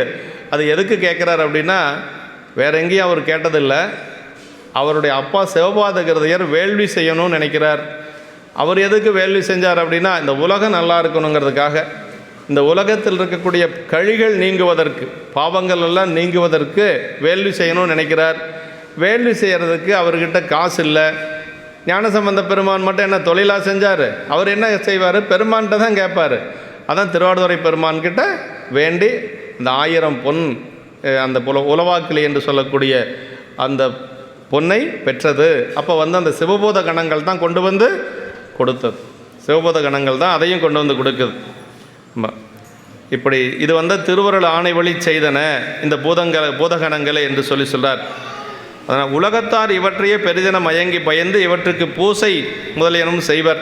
ஆயினா பூதங்களை ஆக்கியும் அழித்தும் நாட்ட வல்லன என்று சொல்லி குரட்பூதங்கள் என்று சொல்கிறார். இப்புராணத்து பேசப்பெறும் அடியார்களும் சிவபெருமானது அருள்வழி நின்று திரு கையிலையில் கணங்களாகவும் கணநாயகர்களாகவும் பெற்றார்கள். ஆமாம், அதாவது இந்த நாயன்மார்களே நிறையா அங்கே சிவபூத கணங்களாக கணநாயகர்களாக போய் சேர்ந்துருக்கிறாங்க. அப்படி சேர்ந்தவர் தான் சேரமான் பெருமான் நாயனார். பூதகணங்களுக்கெல்லாம் தலைவராக இருக்கிறார். கணநாத நாயனார் அவரும் மேலே பூதகணங்களுக்கெல்லாம் தலைவராக இருக்கக்கூடிய, அங்கே ஏற்கனவே இருக்கக்கூடிய பூதங்களுக்கு தலைவர் யாருன்னா இங்கே இருக்கக்கூடிய நாயன்மார்கள் தான் மேலே போய் தலைவராக இருக்கிறாங்க. அது ரொம்ப முக்கியங்க. மேலே இருக்கக்கூடிய குபேரனுக்கு அதிகாரி யார் தெரியுங்களா? இளையான்குடி மாற நாயனார். இங்கே இருக்கக்கூடியவர் தான் குபேரன். இவருக்கு முன்னாடி இருந்து அலகாபுரியில் இருக்கிறார். ஆனால் அலகாபுரியில் இருக்கக்கூடிய குபேரனுக்கு அதிகாரம் கொடுக்க சொல்லக்கூடியது யார் அப்படின்னா இளையான்குடி மாற நாயனார். அவன் அப்படி தான் கடைசியாக அருள் கொடுக்குறார். ஏன்னா வறுமை நிலையில் அடியார்களுக்கு அன்னம்பாளிப்பு செஞ்சதுனால அவர் சாமி கொடுக்குற ஒரு பதவி மேலே போய் குபேரனுக்கு அதிகாரியாக இருந்து நீ சொல்லக்கூடிய ஏவலை கேட்டு அவன் செய்யணும் அப்படின்னு சொல்லி சாமி அருள் கொடுக்குறார் இளையான்குடி மாற நாயனாருக்கு. ஆமாம், இருநிதி கிழவன் தானே மொழி ஏவல் கேட்ப இன்பமாந்திருக்க என்று அருள் செய்தான் எவர்க்கும் மிக்கான் அப்படின்னு சொன்னார். என்ன காரணம்னா வறுமை நிலையில் அடியார்களுக்கு அன்னம்பாளிப்பு செஞ்சதுனால குபேரனுக்கு அதிகாரியாக இருக்க சொல்லி, அப்போ நமக்கு ஏதாவது வேணும் அப்படின்னா குபேரங்கிட்ட எல்லாம் ஒன்றும் கேட்க தேவையில்லை, இளையான்குடி மாற நாயனார்கிட்ட கேட்டாவே போதும். அவரே நமக்கு, ஏன்னா இவருடைய உத்தரவில் தான் அவன் கொடுக்க போகிறான்.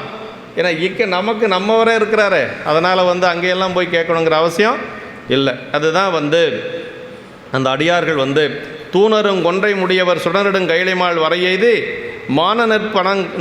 மான நற்பெருங்கணங்கட்கு நாதராம் வழித்துண்டு நிலை பெற்றார் என்று சொல்லி சேரமான் பெருமான் நாயனாரும் அந்த மாதிரி சிவபூத கணங்களுக்கு தலைவராக மேலே போகிறார்.